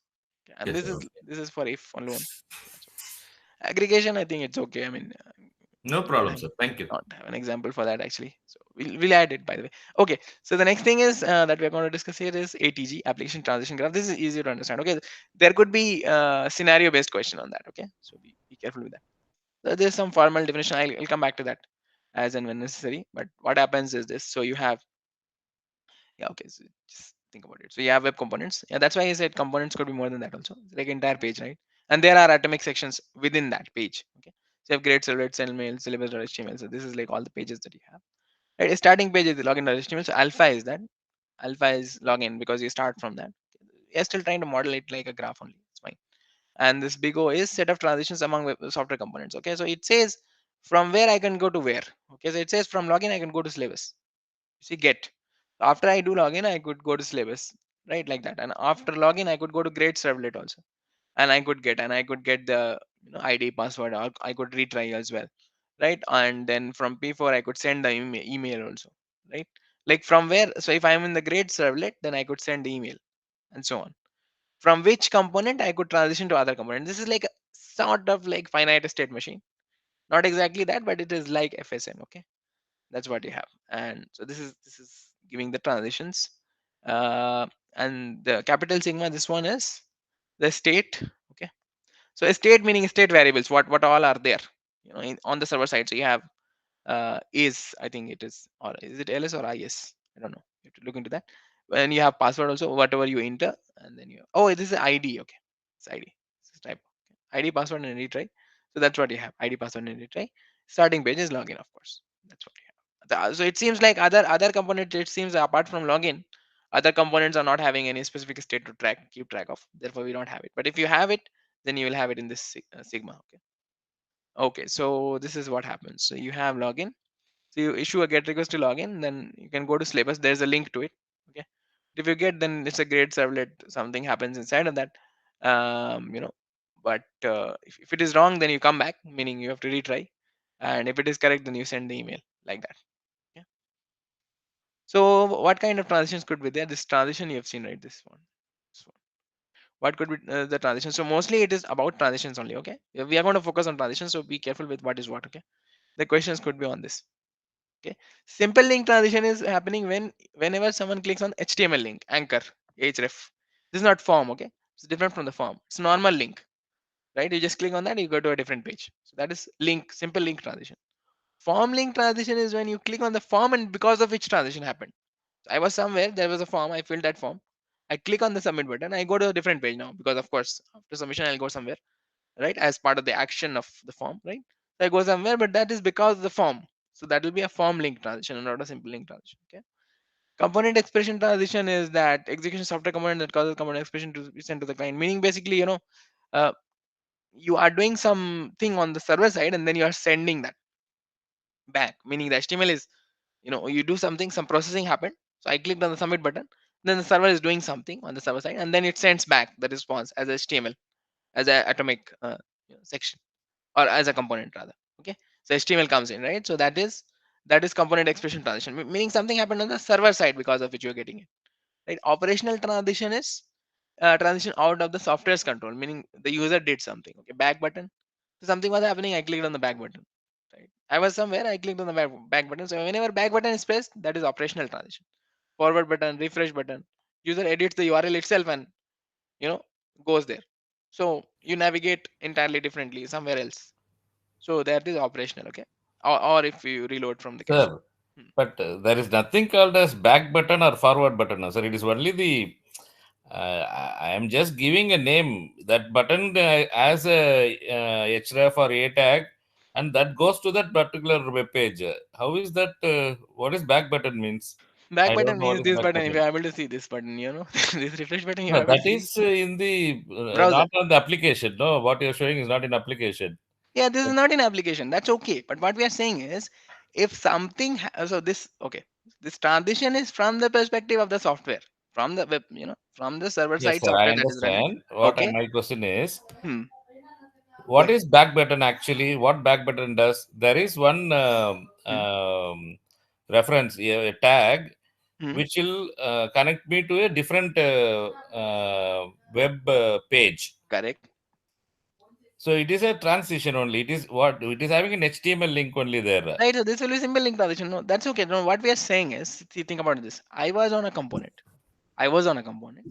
Okay. So I was in a web page. I was on some component, meaning on a web page. I was not a web page, rather one specific component. Like if you can connect it to view components, that's how it is. So you are in a component. Now if you click on an href button, because the user has to do something, if you click on an href button, then that will be constituted as a simple link transition, because you're transitioning, right? Transition happened, but why it happened? It happened because you clicked on a button, so that is a simple link transition, like not a button, rather it's a href link, right? if, Okay. if you click on the submit button, then transition also happened. Transitions are happening always, whether something happens, transition will happen. So that will be a form link transition if you submit, right? If something happened on the server side, so yeah, one example could be like, okay, so I was logged in and I was on a component, like I was on a page, and the session timed out. Okay, so the server recognized that, okay, the user is logged out, so you should redirect, right? So that will be component expression, because it will compute a new page and then it will send it across. So that will be the transition because of component expression, right? Because like it is refreshed, sort of the page is refreshed, you get a new component and so on and so forth, right? And operational transition is happening because it is outside the software itself. This is not because of the software or part thereof. Like links are part of the software itself, meaning the web page. Form links are also part of the web page, right? Component expression is part of the server side code, right? But operational is not part of any code. It is not because of the code, rather it is external factors, right? So network disconnection happened, Okay. because of which something happened, right? So that is operational, like network got disconnected, so I dropped, like the call dropped, so Yeah, now I got, sir, what is back button, front button, because yeah, that you are using from the browser only actually. yeah, Refresh, back, home, whatever it is there, or changing the URL itself. yeah, exactly, Then it will exactly. go to some other place, maybe Yeah, within the software or outside the software also, exactly. So whatever happens, operationally. due to this, from the perspective of the software, it will be operational, because this is not happening because of the software itself, rather because of something external.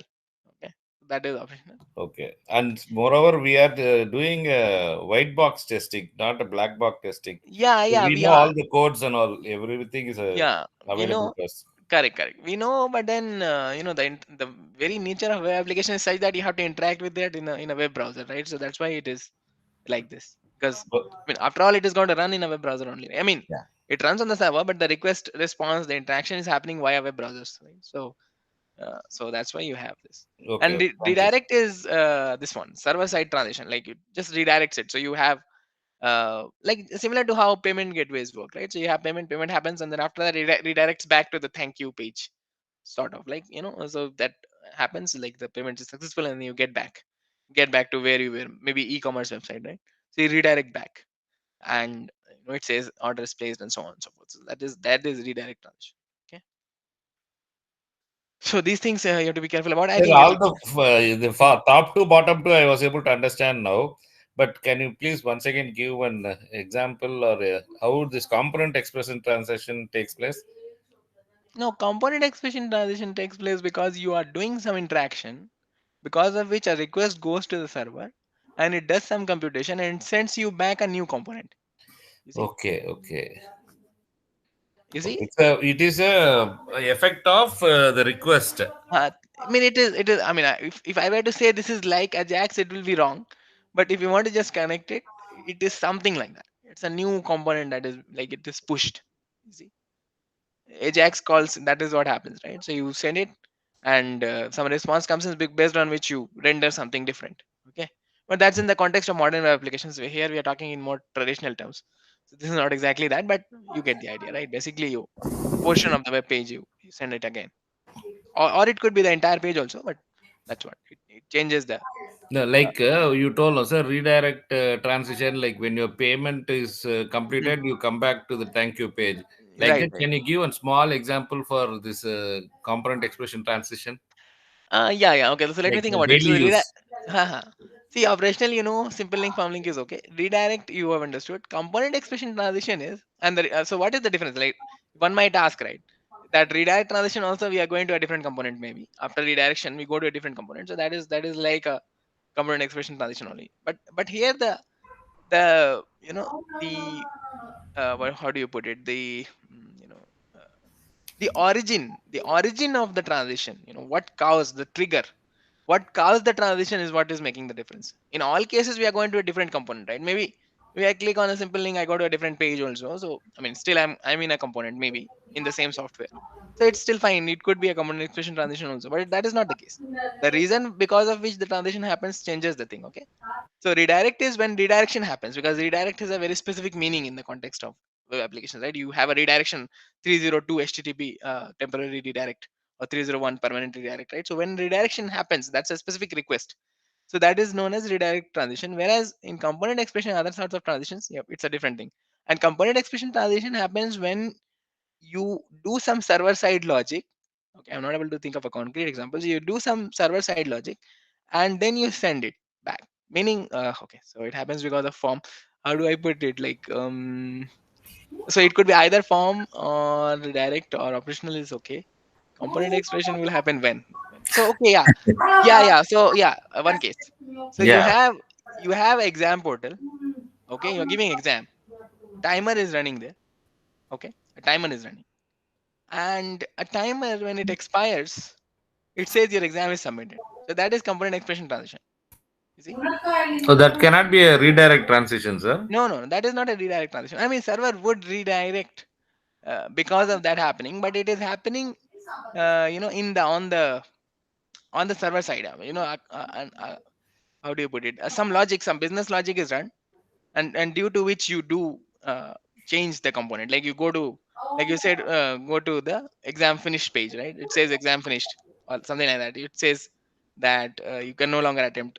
Okay, refining your example, see, redirect transition, we don't have control at all. Server side transition, invisible user. But Yeah, in example, I can submit and I can go back to the end. yeah, exactly. So that happens because of And component and expression. the same thing when the timer runs out, automatically it goes. So that Yeah, yeah, yeah, exactly. So that is component expression transition. Okay. so it is Sir, another form of form link. Like you can even Yeah, do sort of form like link. form link. Yeah. Hmm. Okay, we'll see, sir. Okay. Thank you. sir, Thanks. can we say as like we are submitting assignment and we are grading, right? Hmm. That's as a component expression transition.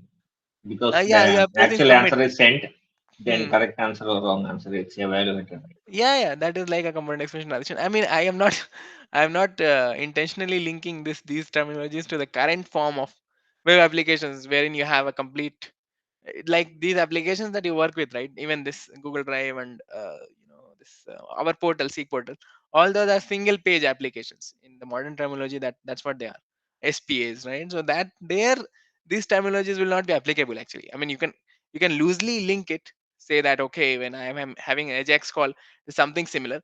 But in this context, in this terminology, is talking about an entirely different thing. That's a slightly older terminology. Okay? So therefore, we cannot directly say that whatever happens today on those components actually component expression transition. That is not that. Okay. But Okay. yeah, but then yeah, the effect of it is same. Okay. So that's what we have, and then this is okay. So yeah, I mean, both of these things, if you remember, I think that would suffice. Nothing more is there. I think that's fine. So two things, right? ATG, this transitions. Just remember what is what, because it could be a case based like question, right? Something is happening. You have to tell about which kind of transition took place in the ATG. Okay. So this one you have to mention, and the other one is of course this thing, component expression. Okay. So this somebody pointed out. I think Naren pointed out correctly that if you have like a CFG, then it could be easier to figure out what is what. Okay. If you can do it that way, it is okay. The idea is that you have to come across this correct expression for this one. Okay. Maybe you can eliminate the wrong options also. Like you can see, like if it is having a loop, then it should be at the correct place. Star should be at the correct place, and so on and so forth. Right? It should be like an MCQ type of thing. Okay. So that's what we have. And yeah, week 12 regression. I mean, you can just go through that. Uh, Definitions only you have to remember. Nothing specific is there. So regression, what happens is, so far we've been doing testing while the software is in development, right? We develop like as part of the SDLC. If you think about it, I developed the software and I tested as part of the process, and then there's some acceptance testing and so on and so forth. I release it. So there's possibly beta testing also. After that, it goes into production. Okay. Now still changes are happening because new features are being added. Some things are being updated and so on and so forth. The software is being improved every day, right? So then if we are going to modify the software and then check if new errors have been introduced in the previously tested code, and to check if modifications are correct, that is known as regression testing. This is specifically in the case of when you have existing software and you are modifying existing software which is having already a test suite. Okay, so you develop the software, so of course you had done testing, so you have a test suite, existing test cases, all the test cases are there. I add new functionality or modify existing functionality and then run the existing test cases that are there. Maybe add some new cases also, but I do run the existing test cases also for the previously tested code again. Okay. So just to check if the modifications are correct or not. So that is regression testing specifically. It could not be anything else. Specifically known as regression testing. Okay. So this is black box, and this is this is used often, right? Because changes are happening every day. So we are not writing test cases again, right? We are reusing the existing test cases. So this is regression.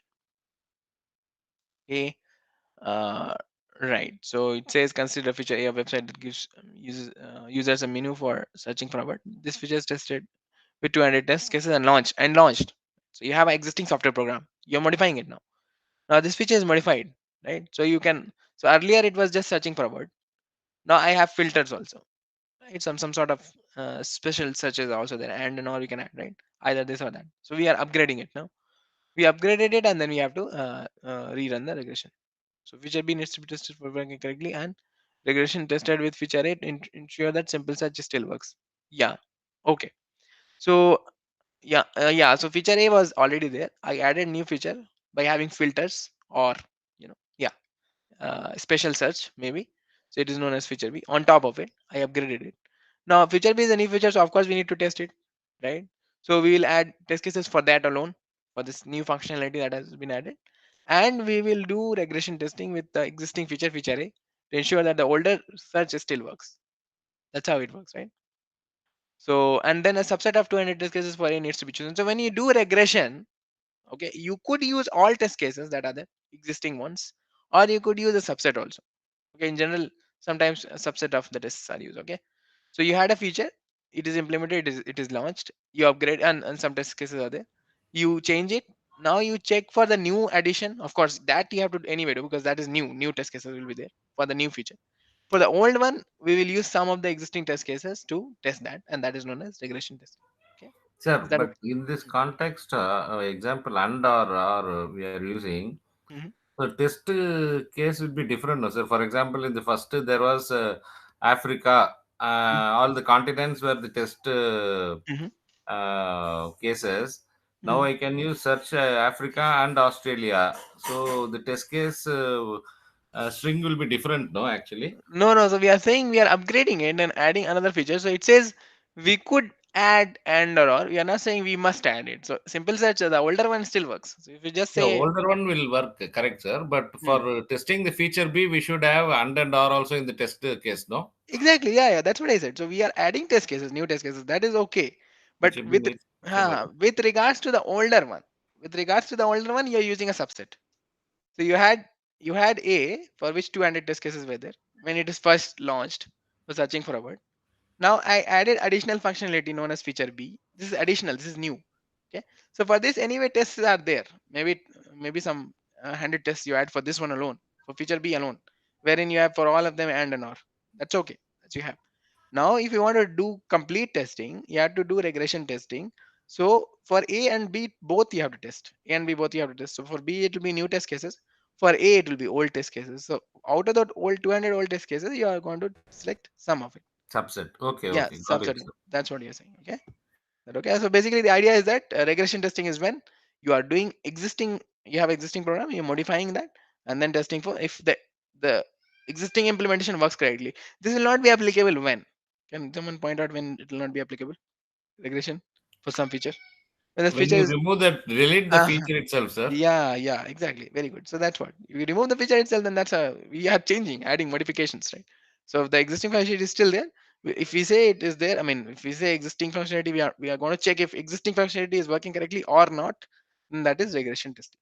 Okay, very good. So we'll move forward. Process I'm not going to go through. Okay, so basically there's some formal definition of how do we select what are good test cases to select out. I mean, we are doing a selection, right? Out of all test cases, we are selecting a subset. So how do we do that? I mean, this is okay. You can skip that for now. Okay. Basically, you have to just figure out the definition. Okay, I'm minimizing also. Like we have 200 test cases. So how do we minimize it so that less test cases are there and good testing is still achieved? The same idea of test paths, minimization, and so on and so forth. Okay, so that's what you have. Okay, and there's the data flow coverage also. I mean, basically, because you're doing regression, so what it means all the existing test cases you had, you are still running it, right? So maybe you had test cases based on structural graph coverage criteria, maybe you had test cases based on data flow coverage criteria, and all of that we've learned about, right? Logic based, everything. So those test cases are same, right? We are rerunning it, so some subset of it. So then for different sorts of test cases, different ways of selecting it, and so on and so forth. That's what we're discussing. This is not so important. Okay, so let's just go through that. Yeah, strategies are there also, like it says retest all. There's this thing, no? Yeah, so retest all says I'm going to retest everything. Yeah, retest all techniques, right? So it says retest all techniques simply reuses all existing test cases. So in that feature A B example, you had for feature A 200 test cases. I say I'm going to run 200 for that one, and maybe for feature B I've added 100 more test cases, because that's a new functionality. So in total I have 300 test cases to run now. Okay, so so this is the retest all technique. We are not doing any specific selection. Okay, yeah, there's some costs, because you run the test case. There's some costs involved, and new cases are also there, so you have to do some sort of a trade-off, and that's why we are doing a subset selection. Okay, otherwise we won't do that. Okay, that's what you have for regression. Yeah, quality metrics and non-functional is what I'm going to spend some time on, so I'll do that. Before that, let us see TDD. uh and this is summary I'll not go through. Okay, yeah, so two of them will remain, quality metrics and non-functional. So but before going there, I'll go to TDD. I'll skip the two for now. So TDD, the the development paradigm itself is different. Okay, here, so what do we do in the traditional sense? What is the process like in the SDLC? We create the code, like we have the implementation, and then we write test cases. We see if the test cases are passing or not.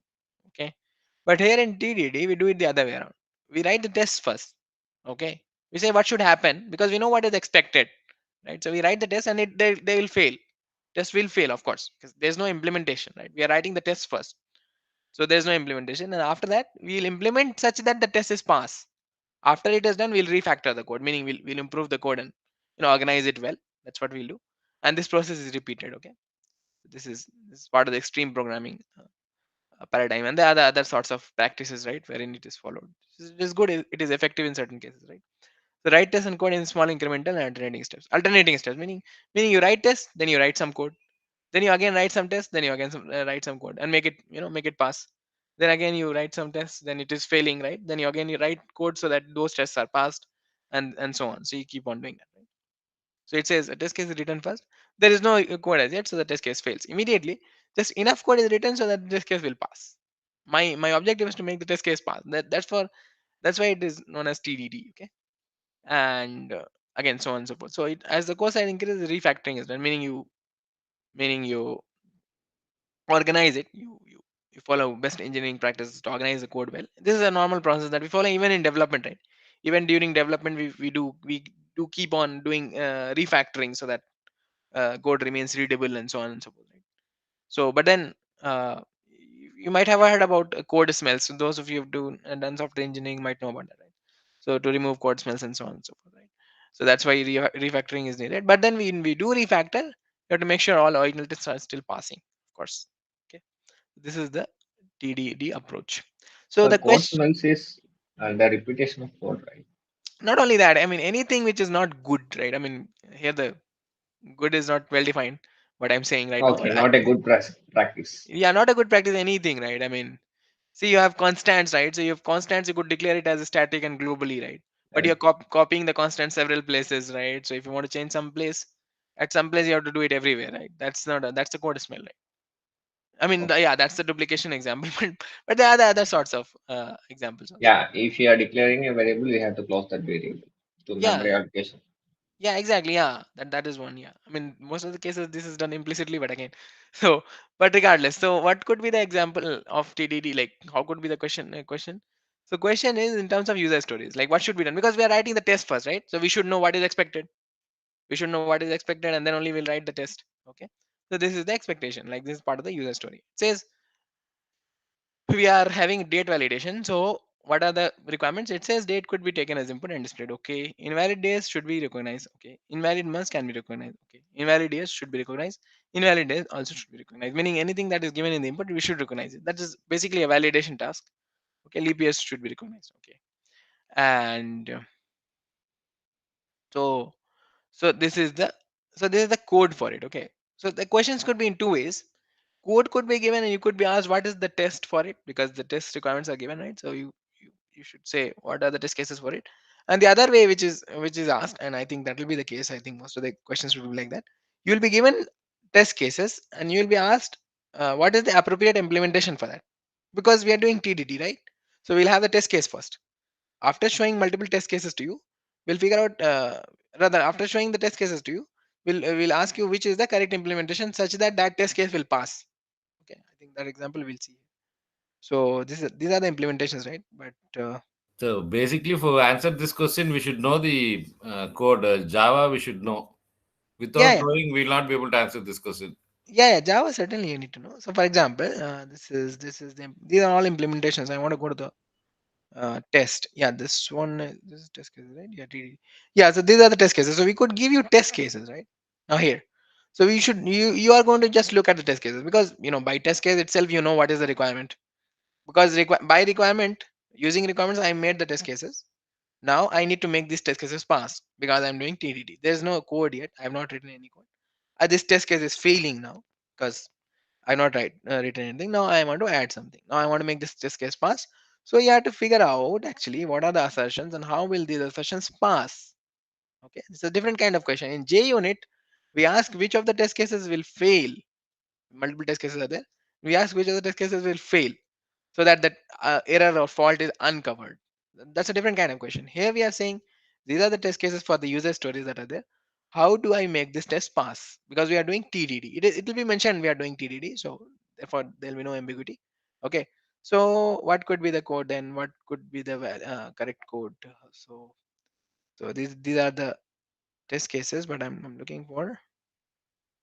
Yeah, so for example this one, right? But we will make some modifications, right? So onto the correct code, and those will be there in the options, right? So you have to select the correct implementation, which will make the test case pass. Other implementations will make the test case fail. Some test case will still fail, but you have to select that implementation which will make the test cases pass. Okay, for TDD, that is the general idea. I'm not going to go into detail because it takes some time, but you get the idea. Basically, you run it and figure Now, out in that code, there is one issue. which one. Why did no below code there is double quotes. Just a This is second. scroll This down. one. Hmm. There are Hmm. double quotes Okay. before that plus symbol. It should not be there because this year is in value that needs to be Ah, rendered. yeah. Okay, okay. Yeah, exactly. This should be outside. I think it's a typo. It But should not be there. That double yeah, it quote should should not be not be there. there. Yeah, because makes sense. This is supposed to be here actually. Is below minimum. You know, this is the opening. Opening should be Yeah, here. there it should be there, and first Hmm. plus before This one plus should be it should removed. Yeah, not be there. correct, correct. Yeah, we'll rectify this. Yeah, go through that. We are going through that, and like we are going through the slide deck, and kind of making updates as well. We are having a list of changes that we want to make. So we'll do that once it is sent across. Okay. So yeah, basically, so you got this is the story, and this is the implementation. So we have the test case. So that, After that, of course, can you question. scroll up? Scroll up Yeah. just can be. So here invalid test case they are recognizing, right? Mhm. This means all this test case should pass or fail. No. This is user stories, right? So it says days equal to 31 is there in a 30 days month, is it should fail, right? I mean for August it will pass, but you have to figure out, right? So you have to check the month also. I mean that's what part of the implementation is. This is the requirement only, right? In a 30 Yeah, days month, 31 should be invalid. That's what you're saying, right? In February, more than 29 is not possible. But then again, even sometimes even 29 is not possible, right? Because you don't have a leap year, so 29 should not be there, right? Yeah, 29 in a common year is a problem. It should not be there, right? Day equal to 29 should not be there in February, and day greater than 29 in February in a leap year is not possible, right? Also, yeah. The second one should be greater than 29, and third one should be also greater than 29. Like that, we have to do. Second one and fourth one. Second one and fourth one. Mhm. No, no, it is saying what could be possibly like what could be invalid, possible invalid. This is invalid, right? Greater than equal to 29 is not possible at all, because if you don't have leap year, see, regarding the second one, Yeah. if you don't have leap year, then you cannot have that. If you have leap year, then also more than 29 is anyway not possible. You see? Okay. Yeah. Like that. Mhm. So this is okay. I mean, the way we will frame it in the question in the exam, it will not be ambiguous. So you'll be able to understand. Okay, so this is fine. Yes, again, so we could ask two things. That's what I was saying, right? We could have the test case and ask for the implementation, or we could have the implementation, we could ask the test case. But in general, in TDD, question will be like, you have the test case, you have to figure out the correct implementation such that that test case is passed. Okay, so if you know about TDD, then you should be able to do that. Okay, yeah, coordinates I've mentioned here as well. Yes, that's correct. So we do refactoring. Yeah, make them logically consistent, etc. Not only for duplicates, predominantly for duplicates, but not only that, there are other aspects to refactoring also. Refactoring in itself is a huge topic. If you were to go into this for production level code, it's a lot of things involved there. Okay, there's technical depth and so on and so forth. Okay, so yeah, this is also important. Okay, just remember this advantage and disadvantage of TDD. So TDD, fault isolation is easy. You know why? Because for as long as the test case is passing, right, there's nothing wrong. Now you do something, you're writing code because it is alternative, right? You're doing it in an alternative way. So you write code, rather you write test, then you write code, it is passing, then you write more tests and it is failing, so you write add more code, and so on. At some point, for some different feature, you are adding code now to make some tests pass, new tests, some you want to make them pass, and some previous test starts to fail, which was earlier passing. I added new code, and then previous test cases started failing. So you understand that the newly added code is causing the failure. It is easy to understand like where that issue is coming from, because immediately after I added code, I got failure. So I know that, okay, earlier it was passing, now it is failing. It must be in this newly added code, right? So therefore, you can isolate faults easily in this case. That is one advantage of TDD. Okay, and TDD based project is ideal for pair programming, meaning pair programming is when two developers are working on one module, sort of like that. I mean, again, it's a broad thing, so it depends on software engineering practices, sort of the policies that the company is following, and so on and so forth. But one practice is that one developer is writing the code, the other is testing it for the same thing, and so on and so forth. Okay, and disadvantages, of course, because for everything you are writing tests first, so it is having so much dependency on the testing framework. And you cannot scale it to very large software, right? Basically, you cannot just in advance write all test cases, and keep on doing in iterative fashion for everything. Because sometimes, for to be able to pass even some amount of number of test cases, you have to write a lot of code, right? Which again, it could be having implications on the existing test cases and functionality, right? I mean, it's all very connected, right, to each other. When the software is being developed, it is evolving, so many things are bound to change, right? So then keeping track of it is becoming very difficult. So if you scale up for a small scale, it's fine, but if you scale up to too large a code base, then it's still something that people are working on, still open. So I mean, by the way, here we are saying scaling up to large means, it's already, I mean, we are talking about very large, because TDD can still hold up to reasonably large software. Okay, so that's not what we are saying. TDD does not mean we are going to do only for very small program. Okay, I mean, reasonably moderate level program, it could do TDD, we could do TDD, but large means actually very large code bases, so that scaling up there is difficult. Okay, so that is one of the disadvantages. Okay, that's all for TDD. And then with this, we'll go back to quality metrics and non-functional testing. These two we'll just discuss, and then some questions if you have. After that, we'll close. Okay, so that's all.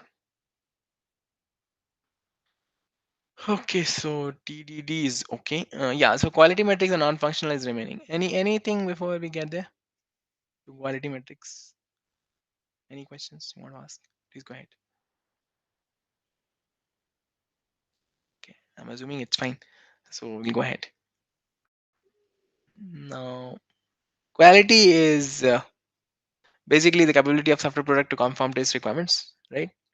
and how well it is conforming to that. That is also one thing. Okay, and we also know that the cost of poor quality is high, so there cannot be any compromise on quality. I mean, this is like a very general statement to make. There can be no compromise on quality, but then again, there's a little bit subjective. What do you mean by no compromise on quality? I mean, this process of software testing, we are trying to improve software quality. That is level 4 thinking, right? If you go back to the earlier week, level 4 thinking says that we are trying to continuously improve software quality, right? So it is not a black and white situation wherein you either have quality, either have high quality or either have, like, it's very poor or it's, it's very good. It's not like that. You're completely continuously improving it, right? So that's what we have for this one. Software functional quality, and the other categories of that is structural quality and functional quality. So what is important is, I'll just mention it. Two things that I mentioned. Functional quality and structural quality is that, yeah, structural quality conforms to the code itself, like refactoring comes in that, right? How good the code is, so that when you do modifications, how easy it is for new features to be added, and so on and so forth, right? Whereas functional quality is basically related to the requirement itself. Okay, so that is one thing. And I wanted to mention one important aspect from here. Again, some categories you can just go through that, right? Quality assurance, quality control, and so on. Yeah, metric. So metric, it says software metric is a measure of degree or to which a software system or process possesses some property. Okay, I mean, some property regarding, it could be qualitative, it could be quantitative also, but there's some measurements that we're making. Okay, this is not specific to performance. Okay, when we think about software metric, we think about performance. That's not the case. Okay, there are other sorts of metrics also. So yeah, this one, if you can go through and remember that, but because there could be questions. Okay, so it says product metrics are about the product. Size, complexity metrics, relative design, etc. Process is how you are doing it. So this is about the product. you know Process is how you are doing it, and project is pertaining to the project itself. So this is more, it is easier to distinguish, right? Team size, cost, schedule, productivity, and so on. This project related. Process is how you are doing it, like which framework are you using, not only framework, rather, like what is the process, what is the testing techniques, what are the testing techniques that you're using, what is the development methodology that you're using, and so on. Product is about the product. Okay, so then we divide it into further metrics. So we have KLOC, cyclomatic complexity. We have seen this, right? Program size. Okay, and these two also, right? It's important. Coupling is the degree of interdependence between software modules, right? How closely connected the modules are, right? Coupling, integration, right? This is coming from integration testing. Cohesion is in one module. How closely related is the methods and properties of that particular class? How relevant is that? Like, are you having irrelevant code in a class? Like, if you don't have irrelevant code, so then you'll have high cohesion. Okay, coupling is between two different modules, cohesion is within the same class. Okay, so what we want ideally is high cohesion and low coupling. Okay?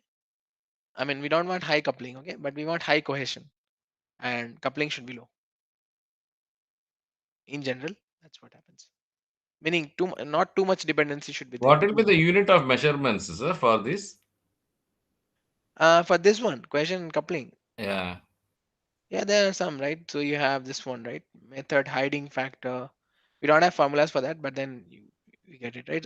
Attribute hiding factors is coming from object oriented software, right? Because again, you're doing what? Coupling, right? So it means you have integration sort of, two different models are there, and so on and so forth, and also cohesion. So object oriented metrics could So be used for that. these things will be in percentages, right?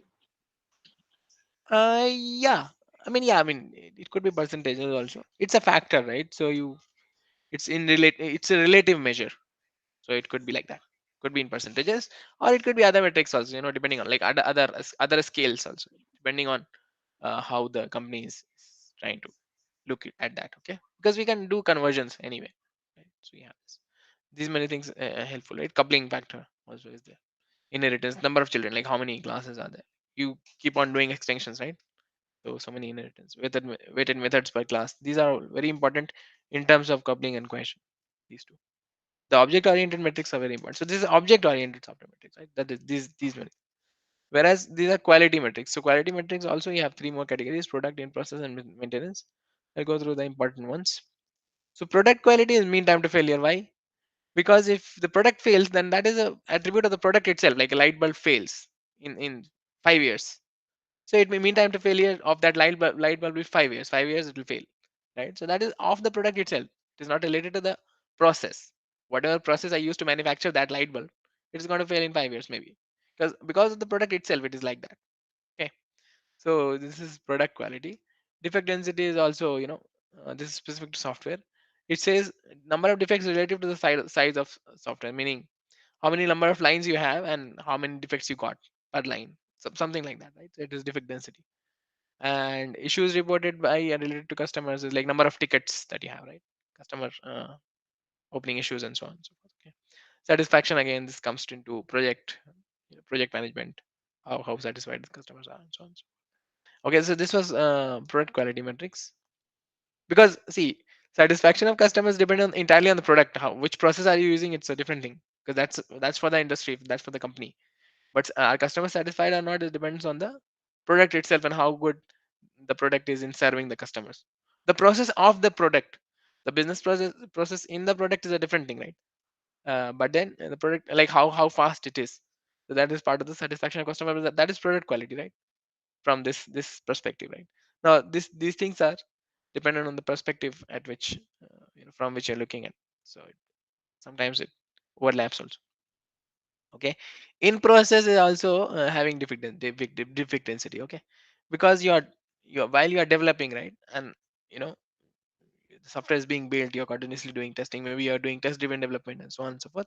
So while you're doing all these things, you keep reporting these metrics. Okay. How good how much is the defect density. So maybe the product owner, or the technical program manager, whoever there is, they look at these statistics and figure out if the development is going well and so on and so forth. So it's part of the process itself. How good are we in handling these things. Okay, this formula for DRA is there. It is, I mean, it's good if you can go through that, but I don't think it will be uh, asked. Okay. BMI and all. So BMI comes under maintenance. Okay, so you just have to remember it, because backlog means maintenance, right? You have some new features requests were there. Users were asking for some new feature, but it is in the backlog. Like you're not able to implement that new feature. Maybe because you're busy resolving defects, you're not able to add new features, so it goes into backlog, right? So yeah, this comes under maintenance. And defect density comes under process. Defect removal effectiveness also under process. So these are in process quality metrics. Okay, just remember this. If you've gone through the graded assignment also, no, it'll be okay. Okay, so that is all for this. And the last thing that I'm going to discuss is non-functional. There's a little bit of subjectivity sometimes is there. So so by now you might understand that non-functional is about quality, but it's not only about performance. And quality is not only about performance. Okay. Non-functional is not about functional. It could be about quality and it could be about performance. And quality also, when we say quality, not only in terms of performance and qualitative, or rather quantitative measures, it could be subjective also. Like how good the software looks like. So that is a quality parameter, right? But it is not quantitative, it is subjective, right? It's qualitative. So that also could be there. When we think of quality parameters, for some reason they start thinking about the students. We're saying that they start thinking about performance and all. Like it's okay. Generally, it is like that only, but it could be subjective also, right? Okay, so we're just having a taxonomy here.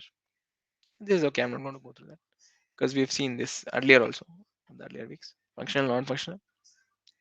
So non-functional, what could be? It could be performance. So again, we have several metrics. Interoperability, like two different components are interacting. Two different services are there. How good they are, how the interaction is. Like two different products are there, right? And how good they are interacting with each other. So security is security, of course. Reliability is scalability. Regression, you know what that is. Documentation and regulatory as well. Okay, these are non, and this is not an exhaustive list, by the way. Okay, there could be other, like accessibility is not there. I see accessibility is not there here, but accessibility should be there. Accessibility is a very important thing, okay, which is not there. But it does not mean it is not non-functional. It is still non-functional, but uh, you know, it should be given there. Okay, interoperability, when systems can interpret with other third-party products. Okay, so think about this. I have a system which can import from different other software systems.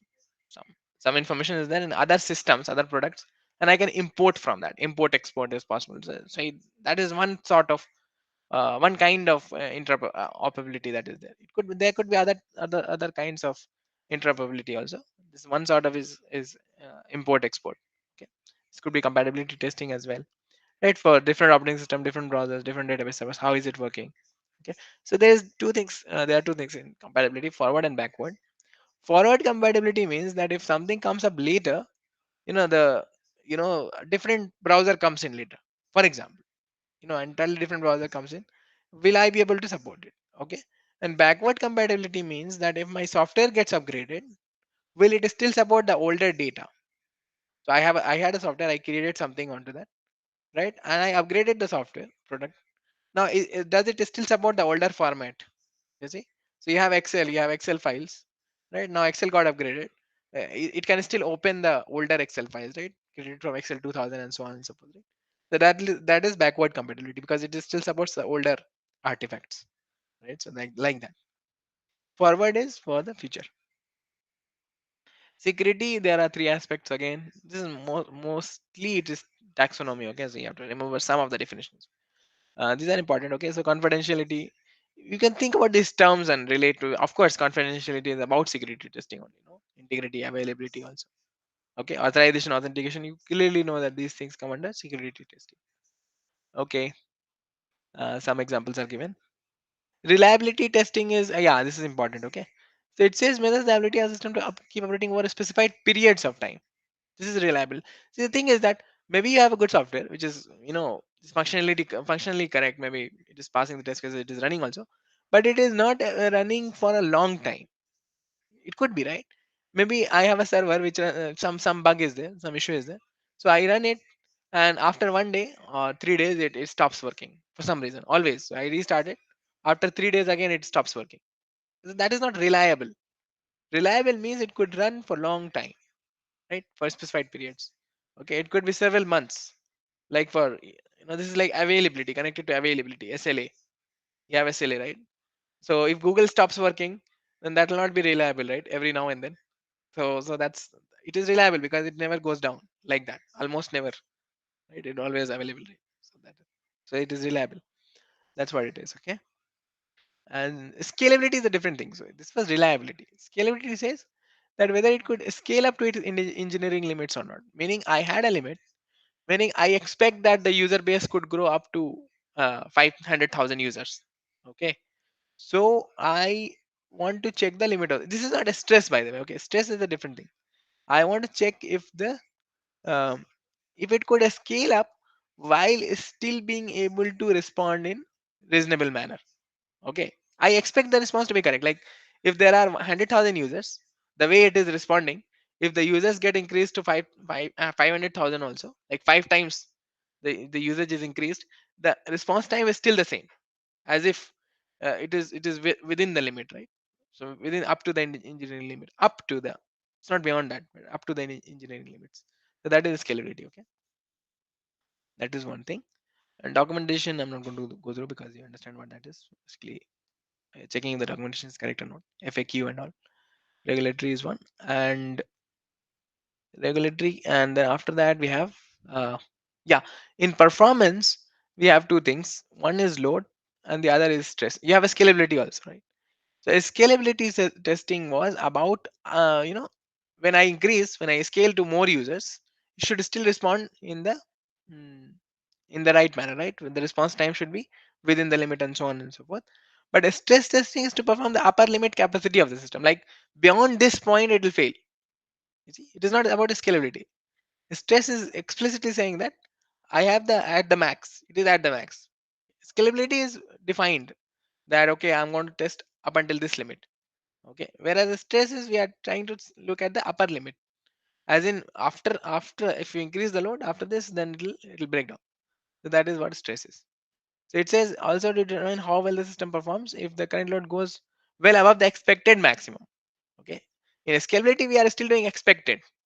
That is the expected load in scalability also, whereas in stress it is not expected, it is beyond expected. So this is the different thing. Okay, be careful with that.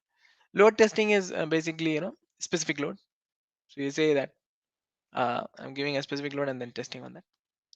That is one. And okay, so this was stress. Scalability we've discussed.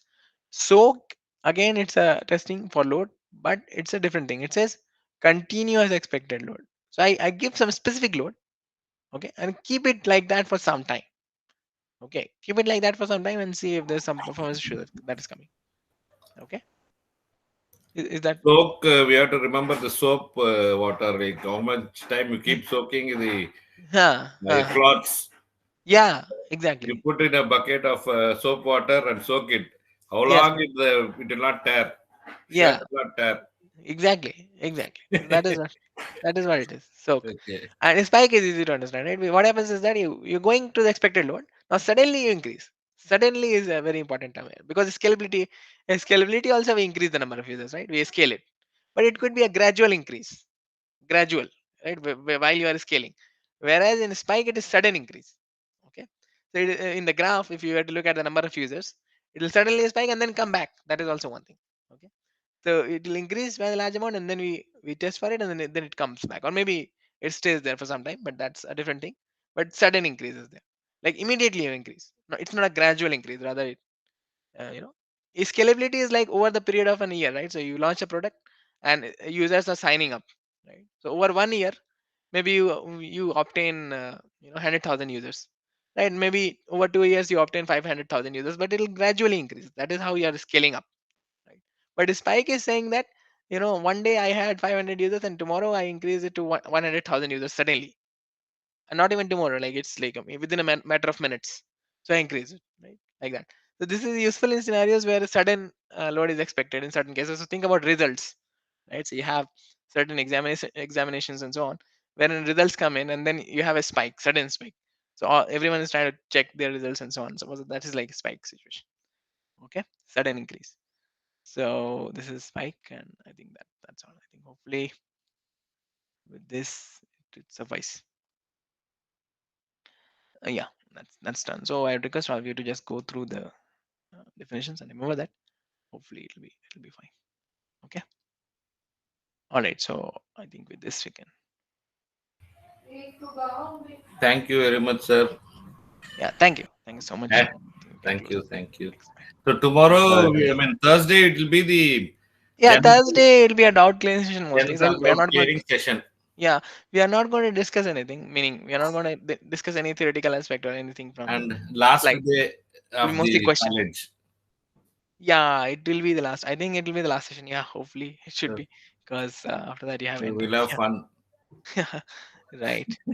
Uh, all right. The All right. last day of the college, generally we should have, no, sir. Yeah, it is after the end time exam only, no? I mean, But after interim exam, we are not going to meet you. yeah. Of course, for that one needs to go to Paradox. Okay, Uh, okay. No, no, just uh, deviation. So that's all. Any doubts is there? It's like something like office hours. yeah, it'll be there. It'll be there on Thursday, and then you can put on Discourse also, no? Yeah, Discourse discourse is is always there there. for us 24/7. Yeah, of course. Not 24/7. At least just before the exam, like meaning up until 30th we can give it on No, I know, 30th. sir, but discourse, I look it as 24/7, sir. Whenever I want, I can Yeah, post certainly. the question. Maybe getting the answer, maybe Yeah, I may get later on, but yeah, it is yeah. available to me 24/7. Yeah, thanks for reminding. I have to go and Check. respond to some of the queries. All right, all right. Okay. Thanks. Bye. Thank you. So, sir, that week 12 marks, somebody was telling it is not yet updated. And what is the purpose of week 11 and week 12 marks, sir?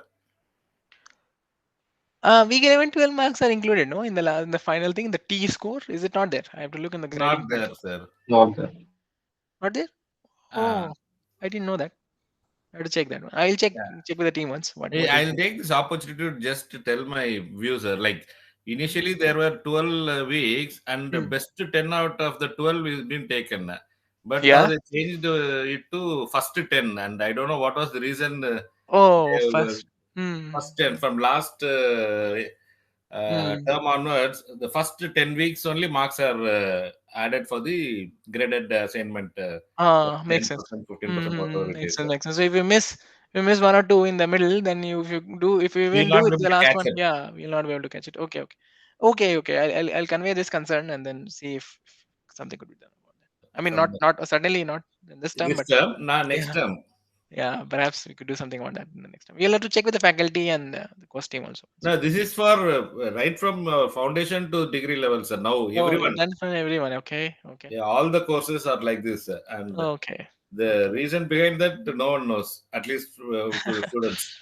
Okay, okay. Yeah, yeah, I'll check with this. I mean, there was some discussion I think going on regarding this. I'll have to go and check Okay. that much. Okay. All Okay, right. sir. All right. Thanks. Thank you, Thank you sir. so Good much. night, sir. Good night. Bye.